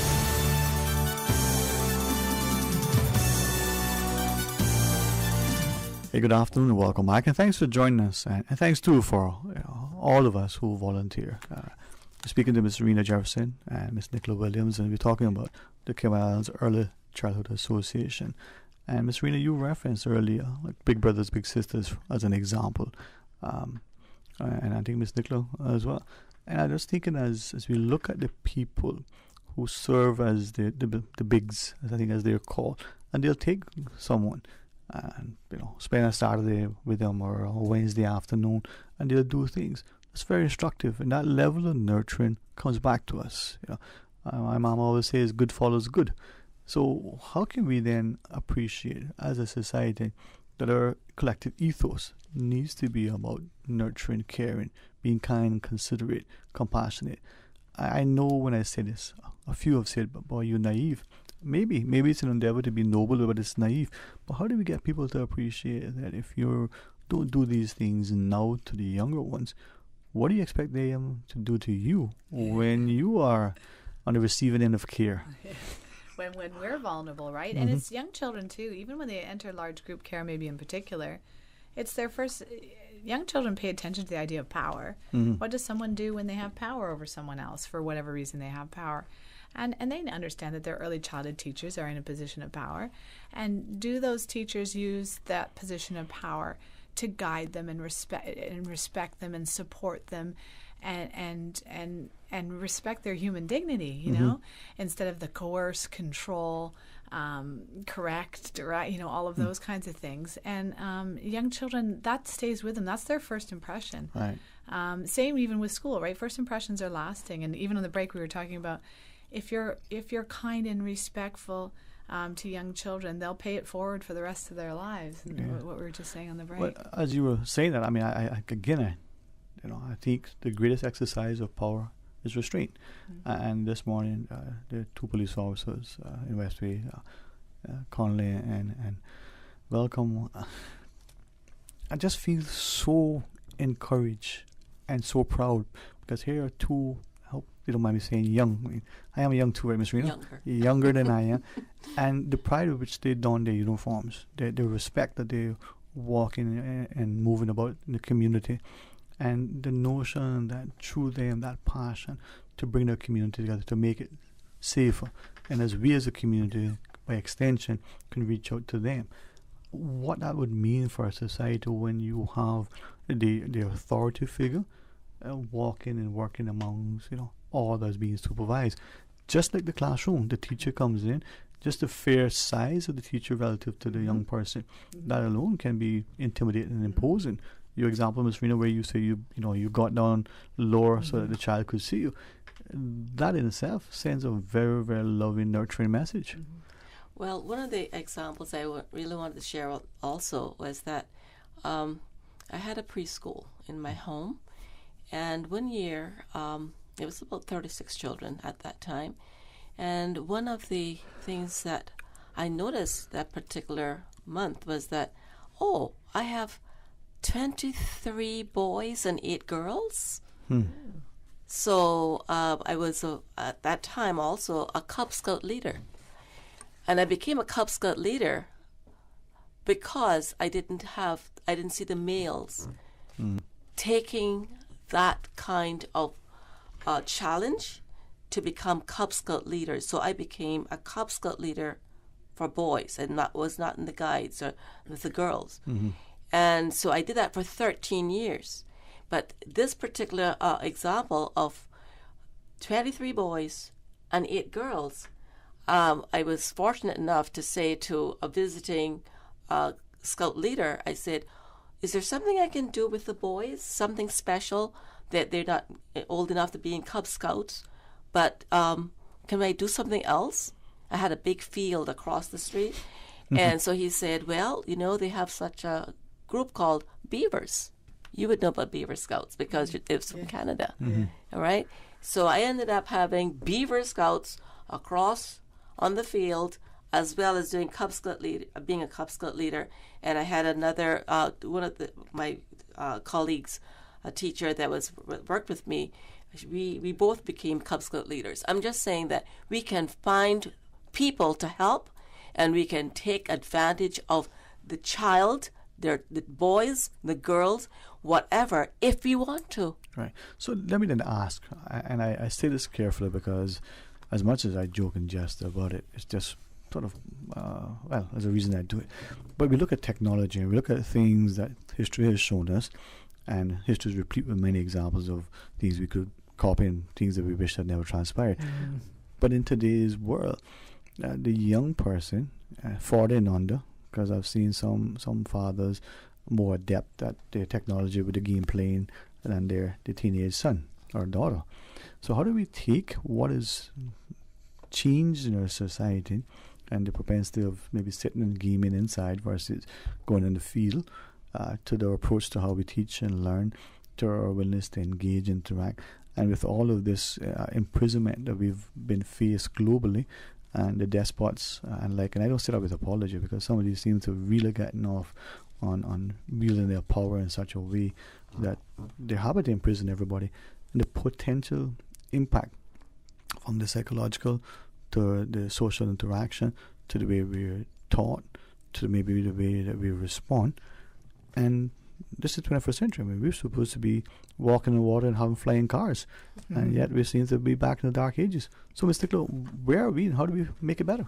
Well, I mean, if you start with what you're saying about technology, it's very interesting because, again, young children, just like Rena started off saying, they know what matters. They really do. They know what matters to human beings. They're a real true representation or window into what we actually all care about, and then we just go through and a lot of life and even our education system takes a lot of that out of us. And one thing that I think has is technology. And if you think, young children, people will say, oh, my 1-year-old, even my younger, is a magnet for my phone. All they want to do is reach for my phone and take my phone and take the iPad.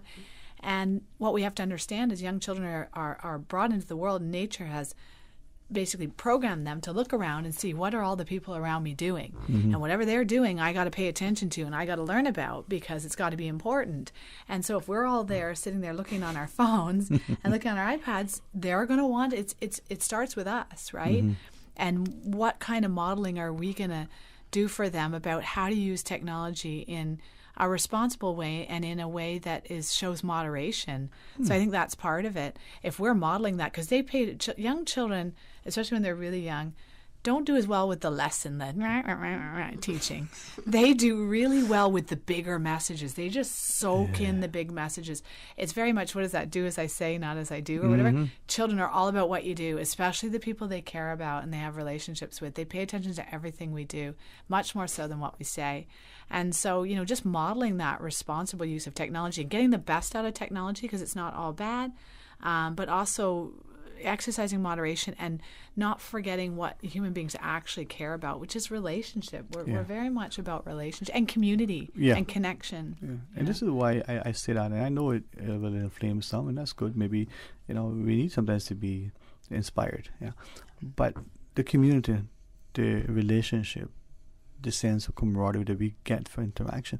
There are many of us now who will not go out to dinner, who will not have friends over, who are even mindful that if you're on a Zoom meeting, 5,000 miles apart, you better be, fully hazmat suit and the like, because of the conflicting messaging. What is that doing for the child and the development? But to our point, we don't seem to understand. It's not do as I said. They pick up on it. So the parent who is reading, will the child read? What is the parent reading? What is the child seeing in relation to the parent's approach to healthy lifestyle and exercise and food choices and sleep hygiene and the like? Easier said than done, but why is it then as adults we seem to get it wrong?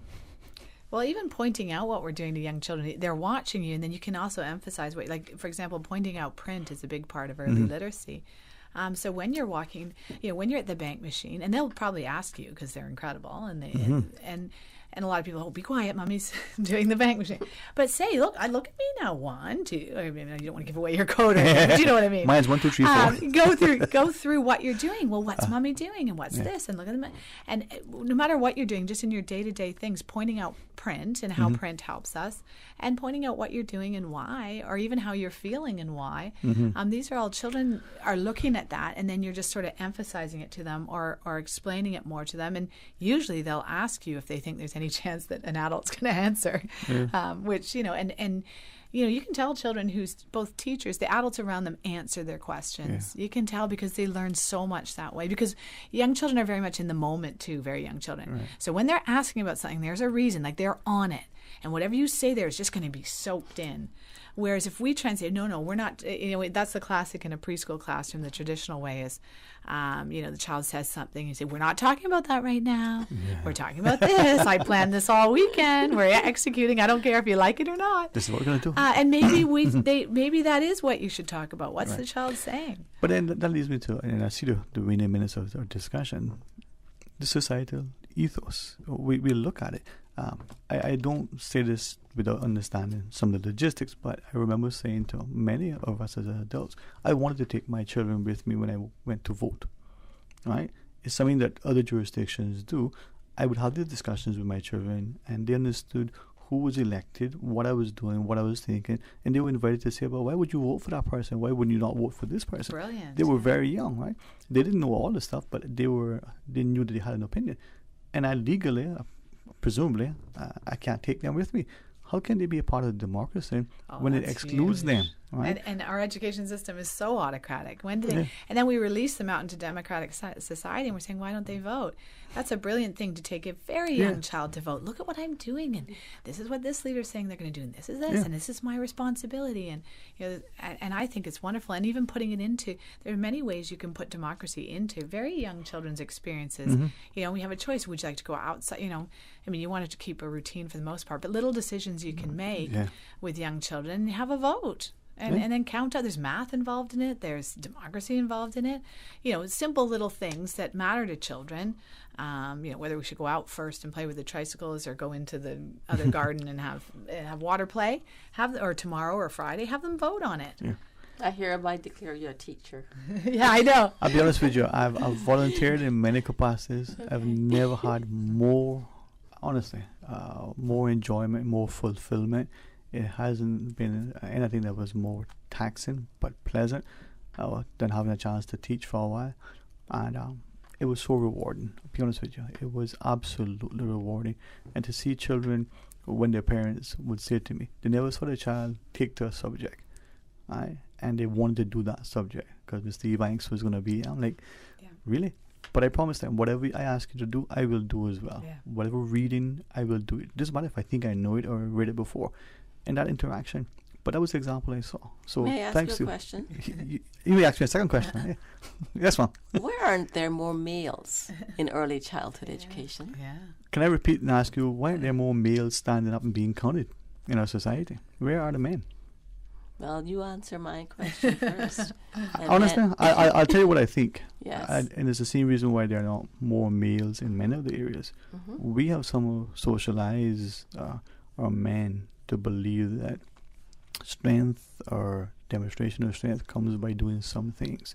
The man in the kitchen who's cooking is seen more of a man than if he's, was in the garage, fixing an engine or something. Now, I'm happy that my brothers can do both. I prefer to be in the kitchen than, changing the oil, right?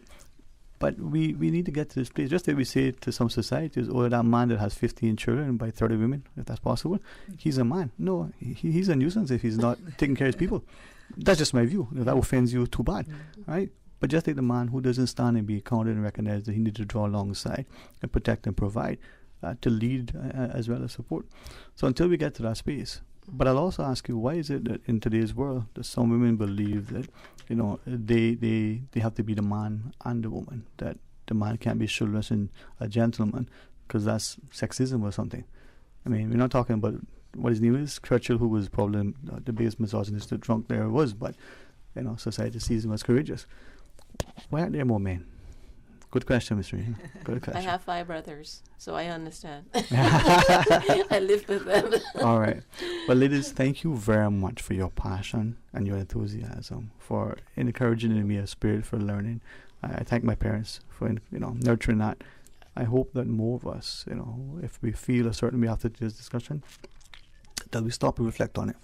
I reckon it's a time. Yeah, thank you so much for having us. We really appreciate the opportunity. I publicly invite you again, specifically for one thing. Some of that research they talked about relative to the importance of the return on investment in early childhood education. We talked to these despots that we have elevated to follow the science. Yeah. Well, let's talk about some of the research in another discussion. Very good. We'll put together a program. You'll do that. We'd love that. All right, there you go. See that? So that's your homework assignment, people. All right, we're going to pause and take a break, and when we come back, more talk today. From district to district, moving through the waters to Cayman Brac and Little Cayman. Your station, your voice. All things Cayman. One radio, many people. This is home. Radio Cayman in the Cayman Islands. Today's biggest news. Radio Cayman. Your voice, your choice. Local, regional, international. This is Headlines from Radio Cayman's newsroom. Today's biggest news. With your latest headlines, I'm Felicia Rankins-Ollins. A man aged 54 of Georgetown who was arrested following a search operation on Tuesday, May 24th, where a firearm and ammunition were recovered, has been formally charged with possession of an unlicensed firearm and possession of an unlicensed firearm ammunition. He appeared in court this morning, May 27th. The two women who were also arrested in relation to this matter have been granted bail as investigations continue. In international news, police made the wrong decision by failing to storm a classroom in Robb Elementary School as a gunman killed 19 children inside, the chief Texas safety official has said. If I thought it would help, I would apologize, Stephen McGraw said during a heated press conference Friday. He confirmed a 40-minute gap from the police unit's arrival to when they entered the classroom. Pupils inside made multiple calls begging for police to come. The delay in response, now confirmed in a new timeline offered by authorities, has raised even more questions about why 18-year-old Salvador Ramos was inside the school for so long before he was killed, not by local officers, but by a tactical unit led by U.S. border agents.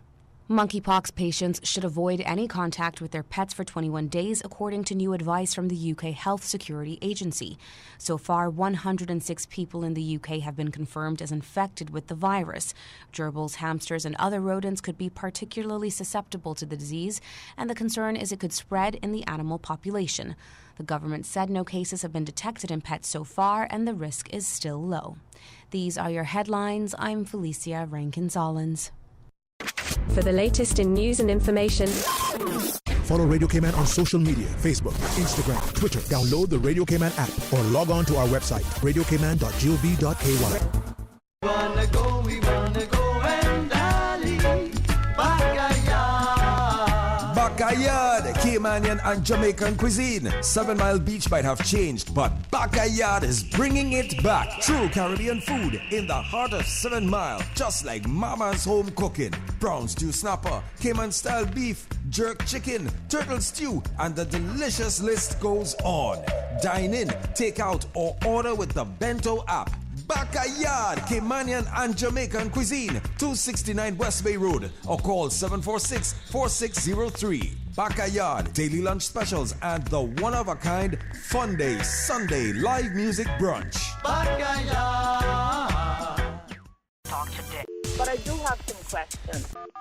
Talk today. Cayman Islands' foremost listeners' participation program. Talk today. Because there are more questions than answers. What the public is saying. Waiting to take your calls right now. Sterling Dwayne Ebanks.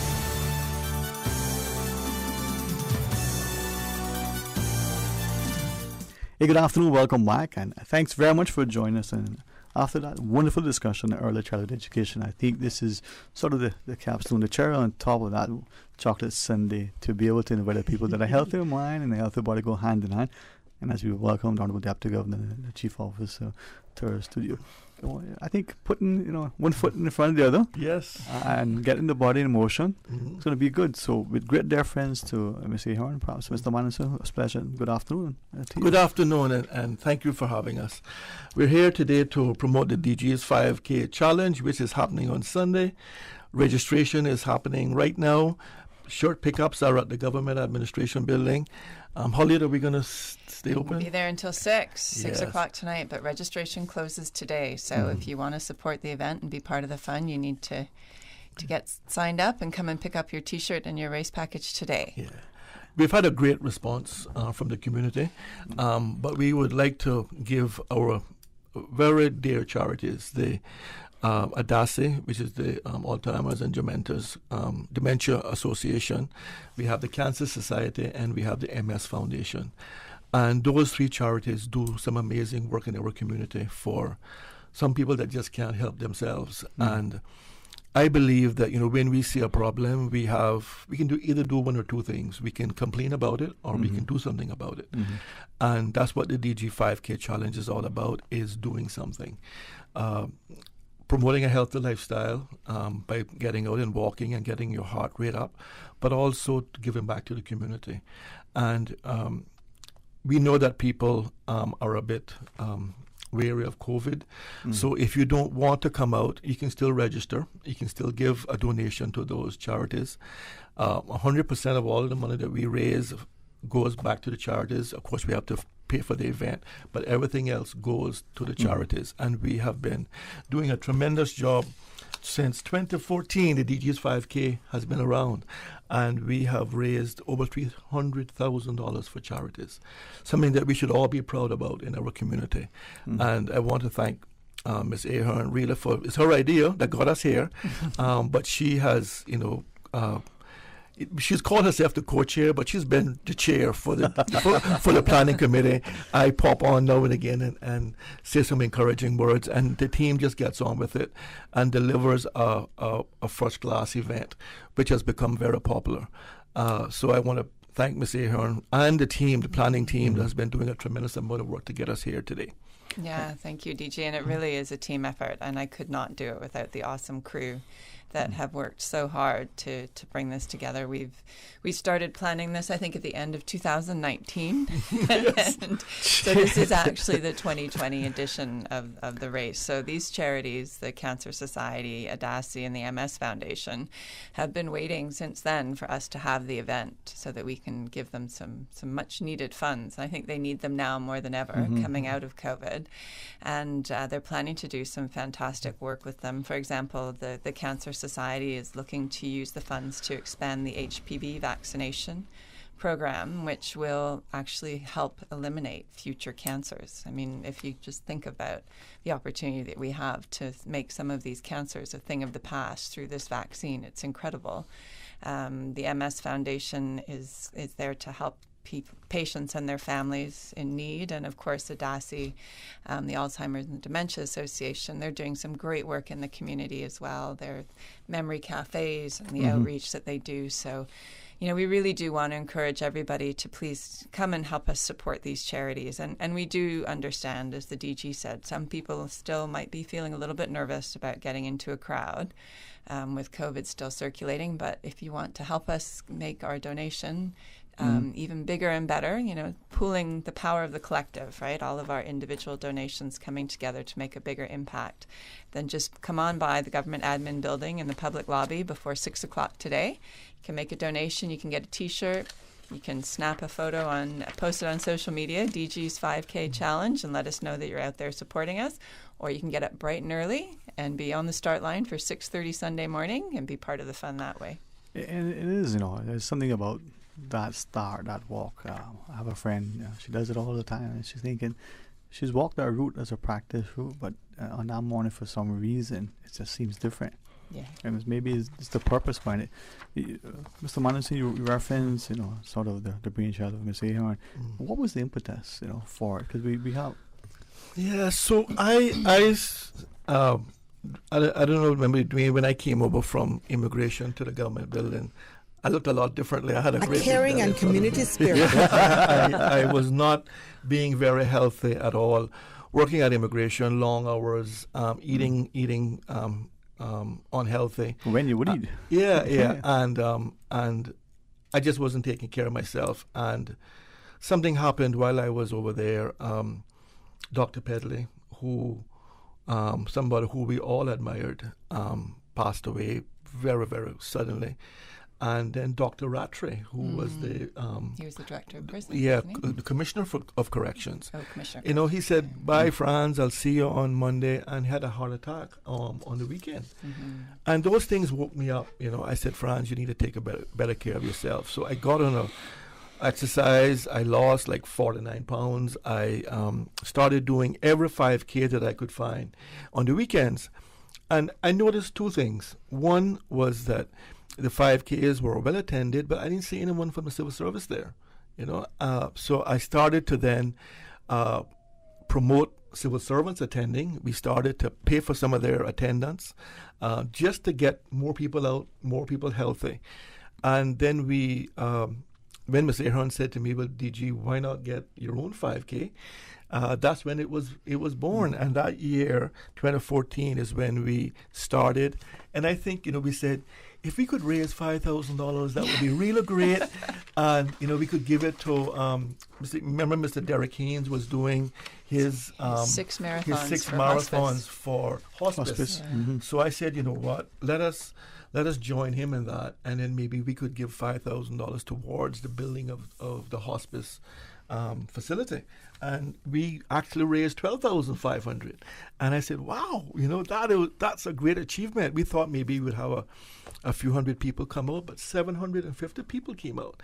And then the next year, we raised $50,000. And that was absolutely amazing. The following year, we raised $60,000 for the Heart Fund, and then we raised $85,000 in 2017, which we gave to the YMCA. And then in 2018, we did $89,000, which was absolutely amazing. We gave money to Feed Our Future, Meals on Wheels, and the Kiwanis Breakfast Program. And then 2019, we raised $82,000 for the Crisis Center, Alex Pandon Foundation, and the Special Needs Foundation, Cayman. So it has been it's been going from strength to strength. We know that this year, the 2020 event that we're doing this year has been put off and started and put off, and we've had to keep putting it off. But Sundays ago, one way or the other. So I'm just very proud of the event, and I can't thank Ms. Ahern enough and her team for all the work they do behind the scenes to make it happen, and they do a great job. Well, if it's okay, let's talk more about registration. I know it's a Friday afternoon, the event is on Sunday, and for some of us, for whatever reason, we wait till, last minute. You're being kind, sir. Yeah. So maybe after the break, Mr. Fox, we would take the quick break here and then talk about registration. Sure. If Mr. Ahern would be so kind, tell us about that wonderful design of the T-shirt. I mean, you can see the quality that's shining. It hangs in even Marcus. So we'll tell you how to get registered. Please stay tuned for Talk Today. A caring and community spirit, cherished family and cultural values. These are some of the things that still embodies the Caymanian way of life in the Eastern Districts today. Savannah Pharmacy, your neighborhood pharmacy, located in Countryside Shopping Village, is delighted to offer products and services of real value. Whether it's catering to your family's medical needs or carrying apparel, gifts, and beauty products, Savannah Pharmacy provides you with more than just prescriptions. Remember, they're always just around the corner with everything your family needs and convenient opening hours, including Sundays and holidays. Savannah Pharmacy. For more information, call 946-3336. For medical lab services in Cayman, go straight to MedLab. For a full range of medical services, pleasant, clean and comfortable environment, no long lines and affordable fees, visit MedLab at the Smith Road Plaza. Open Monday to Friday, 8:30 a.m. to 5 p.m. and half day on Saturdays. Call 949-7331 to make your appointment. For medical lab services in Cayman, MedLab. Ask our professional team about the benefits of cutting-edge technology with MedLab's new state-of-the-art digital mammogram machine. We think it's time you crossed over to a new vehicle. And with the Toyota Corolla Cross now at Vamt Motors, you have plenty of reasons to make the switch. The crossover body and hybrid engine is a sleek design in a sturdy structure with a spacious interior that opens to extensive cargo space. Stuck in traffic? The high-performance self-charging hybrid system automatically switches between gas and electric vehicle mode, helping you lower both fuel costs and carbon emissions. The Corolla Cross has full LED lighting inside and out, an integrated display audio system with energy monitor, and a dual-zone climate control system to ensure comfort for all. Test drive the new Toyota Corolla Cross Hybrid today at Vamt Motors, Walkers Road. Talk today. But I do have some questions. Talk today. Cayman Islands' foremost listeners participation program. Talk today. Because there are more questions than answers. What the public is saying. Waiting to take your calls right now. Sterling Dwayne Ebanks. Hey, good afternoon and welcome back. And thanks very much for joining us. And as Honorable Deputy Governor sits with us and Chief Officer Ahern, I want to say publicly how grateful I am. That as much as we wanted to accommodate this discussion so much earlier, you were so gracious with allowing us to work our schedule, and you accommodated us. So thank you for that. And I'm hopeful as a public we'll see that humility and responsiveness and respect, and then in turn participate. 6 p.m. today, the registration closes for a Sunday morning walk. Mm-hmm. And at some point, I can't help but ask about the T-shirts, because I was hoping to find it. Someone has sent me. He said he'll sponsor many people to participate. He himself probably won't make the trek, but he likes the shirts. He collects, he has them over time. And for some reason, this particular walk, this particular shirt just resonates now. Is he one of those fashionistas? Or is he just onto something? Yeah. So, Miss Aon, not only tell us about the registration, but brag about the shirts, huh? Well, I'll start with the shirts, because I do think they're pretty awesome. Mm-hmm. We're really, really lucky. We have some amazingly talented people on the team, and every year when the deputy governor picks the charities, we then have to come up with the tagline and the logo for the shirts. So the front of the shirt, we have the coat of arms. Mm-hmm. The back, we've got the DG 5K shoe, which Charles Gilman actually was one of the original planning committee members who came up with that design. And then we build around that with the theme depending on which charities have been chosen. So the theme this year is Protecting Today, Helping Tomorrow. And the design we have this year on the back of the shirt is the ribbon. And so people will be familiar with the cancer ribbon or the different causes where you pin the ribbon.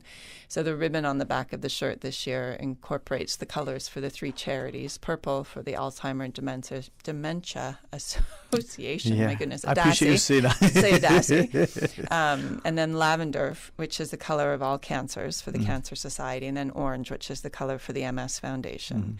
So we go back and forth, and it's an incredibly fascinating process, because I'm not the most creative person out there. But to watch, and this year it was Carico who's designed the logo for the event this year, and she came up with a version, and we send it on. The committee looks at it, and we think, okay, we think this one's okay. Let's send it to the DG. And most of the time he's like, yeah, but. And we go back and forth until we get to it. So I think one of the really cool things with the shirts is that the logos are very meaningful. There's always some meaning behind them when they're tied to that tagline. And the other really neat thing with the shirts is that they're made from recycled plastic water bottles. So they're also very sort of eco-friendly. And that reminds me to remind everybody, if you are coming on Sunday morning, we would like to encourage you to bring your own water bottle, please. We're trying to really cut down on our footprint in terms of the waste that we generate. In the past, we've had incredibly generous donations from sponsors for Gatorade and water bottles. And then at the end of the event, we look around and think, oh, my goodness, there's a lot of plastic, which we tried in the past to make sure we collected and recycled. But then I guess the 2018 or 19 edition, we decided we're going to ask everybody to bring their water bottles now. So please do, if you're coming on Saturday, bring your own water bottle. You can fill it at home. We will have some opportunities to fill it on the course as well, because we've got some water stops along the way. But we do want to encourage you to try and think about minimizing your waste and bring your own water bottle. But the shirts are fantastic. Really, really, I'm really proud of them. The team does a great job designing them and putting them together. And and I love seeing them. I see them, out on the road. I see them at the gym. It's fantastic. It's a beautiful shirt. It's a beautiful shirt, and we call it DG's Blue. Yes, so the DG Blue. Yeah, I saw this color and I was like, wow, this is amazing. And it's just a beautiful color blue. And to see when everyone sort of goes down the road and you see this sea of blue. On the start, it's amazing. It's amazing. We had a drone up one year that captured this photo. It was amazing of everyone down the road. And again, this is what makes Cayman special, is that people will come out and give back to our community. They see the need, and rather than complain, they do something. And again, I can't thank the community enough for their support of the DG's 5K. We have some amazing sponsors that I would just like to mention. We have our platinum sponsor is Appleby. They have been with us from, I think, day one, and they have been really great sponsors for us. We have gold sponsors, DART, Butterfield, the Cayman Islands Civil Service Association, Cooperative Credit Union, Davenport Development, and EY. And our halfway sponsor is Cineco, Water Stop sponsors are PwC and Maples has given us an additional donation, which we are most grateful for. And silver sponsors are Walkers, Stepping Stones, Dentons, Chris Johnson Associates, Affinity Recruitment, Genesis, Cayman National Bank, KPMG, Circumference Financial Services, London and Amsterdam, and Health City Cayman Islands. And our kilometer markers are Foster's, Bedell Christian, and Rich and Conley. So you can see that we have had a cross-section of our corporate good corporate citizens come and help us out. So it has been a big win for all of us. So we are very grateful. And like I said, sign up now. Come over to the government building, get your T-shirt. We're going to finish at 6 o'clock, and we would really like to have a good number out there. And even if you can't make it, just sign up, come and get your shirt, and give back to the charities. Yeah. And as you shared too, on those 3 charities, but like all to date. They're ones that we are aware of. Somehow we volunteer, somehow we have, had to interact, and maybe in ways we wish we wouldn't, but thankfully they're there. So it's us giving to our communities, because it's us that would benefit from their services. And it's one thing for a government to provide everything for everybody, but when we participate together, there's collective ownership. That's right. And something touched me today. I went downstairs to see how the T-shirt collection was there, and there was a gentleman signing up, and he said, DG, thank you for this. My wife has MS, and she's going to try to come along tomorrow, but thank you for doing this. It has touched us that your the DG's 5K is making giving back to the MS Foundation. And he talked about the great work that the MS Foundation does to support persons with MS, and I it just really touched me. And you can see that we're touching people, and we're making a difference, and that's what it's all about. And this is where it's real. I mean, Mr. Jen, you referenced Adasi and Miss Dorothy with the Mind Coffee. Yes. We don't understand that it could be early onset of dementia and Alzheimer's. We don't see as the children of parents or as the spouse, of that person. The concern that you have, will they leave the stove on? Will they walk through the door? Will they sometimes just put something down and for that fleeting moment forget? Then the frustration that brings in. So what she is doing, through her team, had the distinct pleasure of one of the nurses that she had coming in to train them. What that has meant for just the caregivers and the extended family, but that needs support. And this is another way that, our $1 million or $10.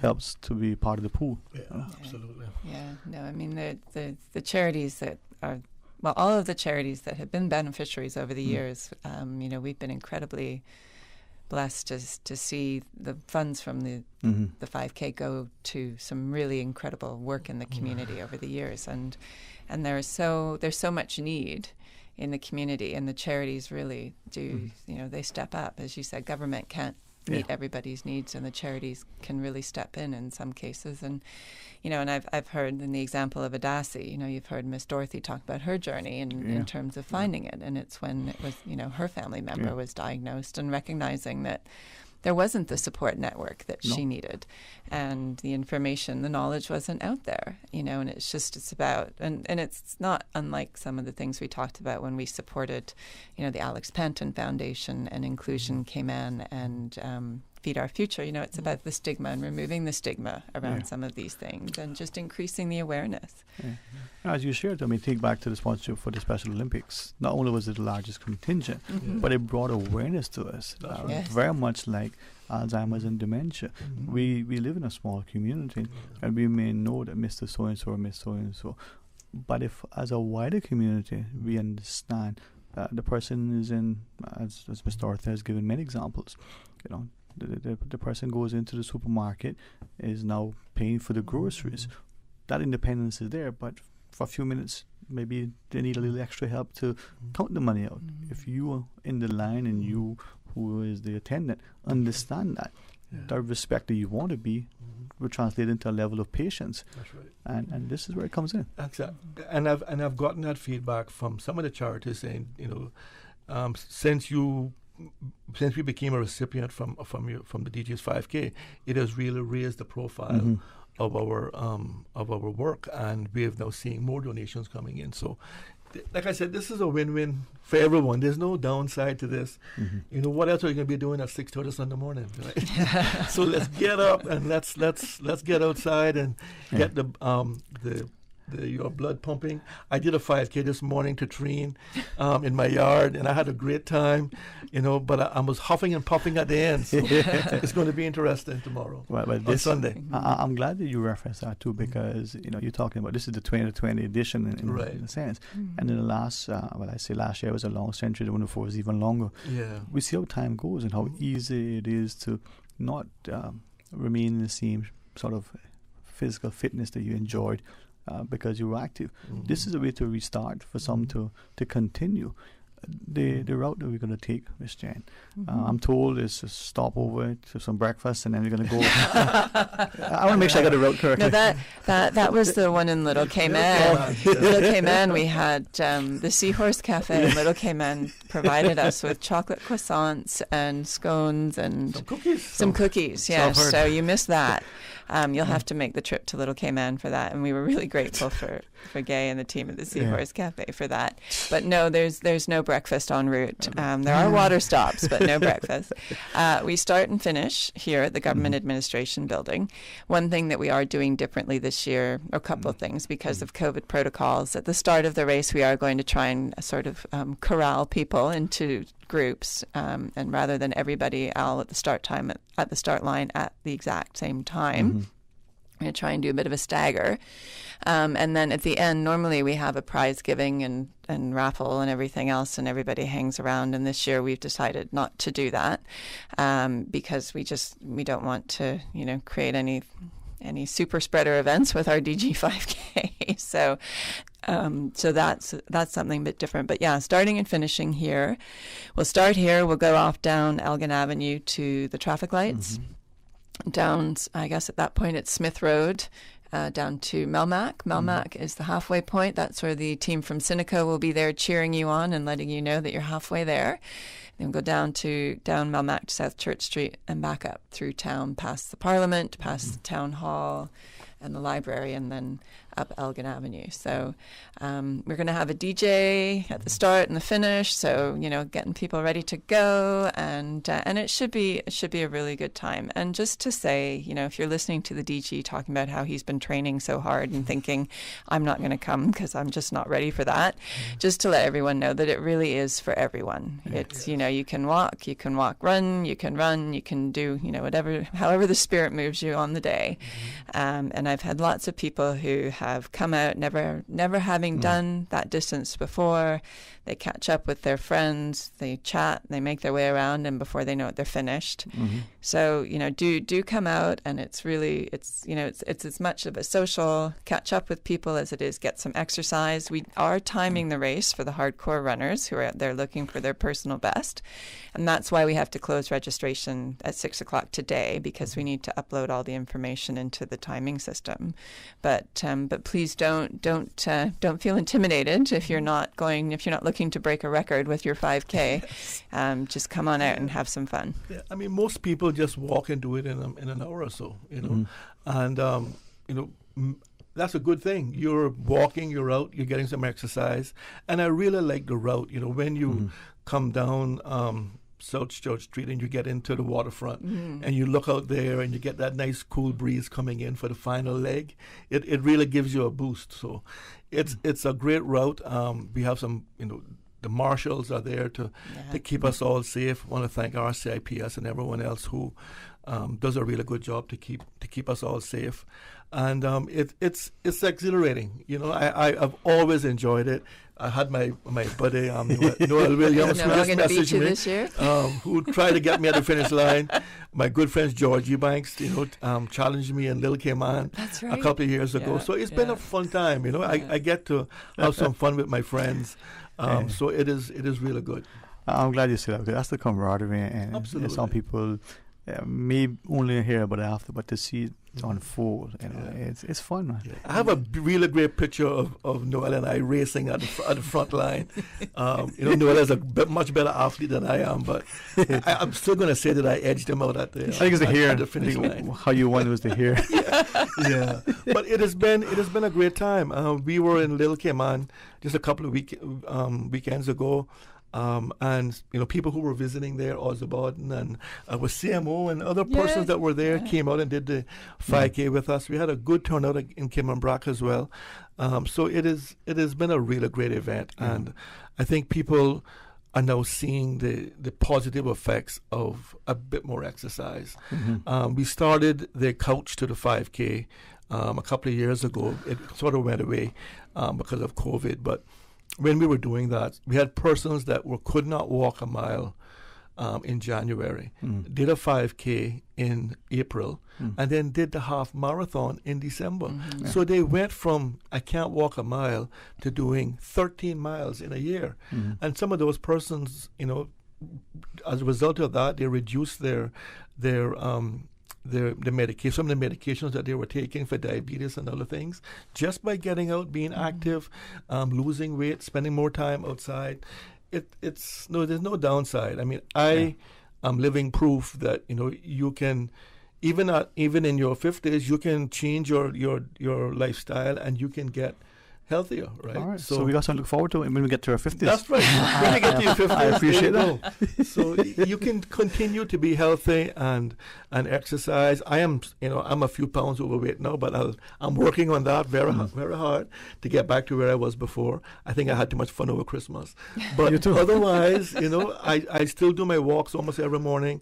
Try to go to the gym and keep active because I've seen the benefits of it, and I feel so much better when I am down a few pounds. Everything works well, man. From head to the toe. It keeps the brain in check. Sarah does a great job of that. She's always in the gym and teaching classes and all sorts of things. You know what? She'll do a Zumba. No, that's not. Zumba's not my repertoire. But thank you again, not only for accommodating us with adjusting the schedule, but for facilitating this. And I think Miss Cara has done another phenomenal job. She's an amazing graphic artist. Yeah, she's a very talented young lady. All right, so 6 p.m. today, we can have up until 6 p.m. to register. That's right. RaceCaribbean.net is where you can sign up. You can pay online. You can come to the government admin building and pay in person. We only take cash at the government admin building. We ask to bring exact change, if you could, please. Registration is $25 for adults, $10 for age 17 and under. And the race is Sunday morning at 6:30 a.m., bright and early. But again, as we were saying earlier, if you're not feeling comfortable coming out with the crowd, you can still support us by registering, picking up your shirt, and posting a picture on social with hashtag DG's 5K Challenge, or just come by the government admin building before 6 o'clock today, make a donation, buy a shirt, and then you'll be the envy of everybody else, as you were saying, the fashionistas with our shirts on. So. I'm hoping one day that this fellow will put his collection on display. That would be a good... Because some people do that, man. Trust me, I have them in my closet, and they are beautiful shirts. I have from day one to now, and I look at them sometimes, and I wear them around the house. I wear them to the gym. They have maintained, kept very well. Yeah, they wash well. They're made on really great material, and they're beautiful shirts. They're very beautiful shirts, and they, I don't get too hot in them as well. They're so breathable. They're really good. Yeah. Well, I'm very grateful that you would take time out of your very busy schedule. This is important for our community, and I'm hoping as a public we continue to be supportive. As Honorable Deputy Governor, you referenced the corporate sector has come on board. Absolutely. But more important, their employees have seen the importance of being active. And so as a civil service, we'll continue to do the same. It's been a really great team effort. And you said it earlier, is that when we all come together, great things happen. Yeah. Well, this is another opportunity to showcase what we do when we join hands and hearts. That's right. Trust and pray you have a very, very enjoyable, safe, relaxing and rewarding weekend as well. Great. And may just be another resounding success for the GG 5K. Thank you. Wear that DG blue, man. That's right. We'll see you bright and early Sunday morning. All right. And to our listeners, please join Mr. Art come Monday for the record and be a part of the GG 5K on Sunday morning, 6:30. Until then, be blessed. Talk Today is brought to you by Subway, open 24 hours in Countryside, Anderson Square in Georgetown, and Centennial Towers in West Bay. And by the Ministry of District Administration, Tourism and Transport. Explore your history, explore your land, explore your sister islands. MedLab in Smith Road Plaza, your complete medical laboratory solution. Call 949-7331. And Savannah Pharmacy in Countryside Shopping Village, convenient opening hours including Sundays and holidays.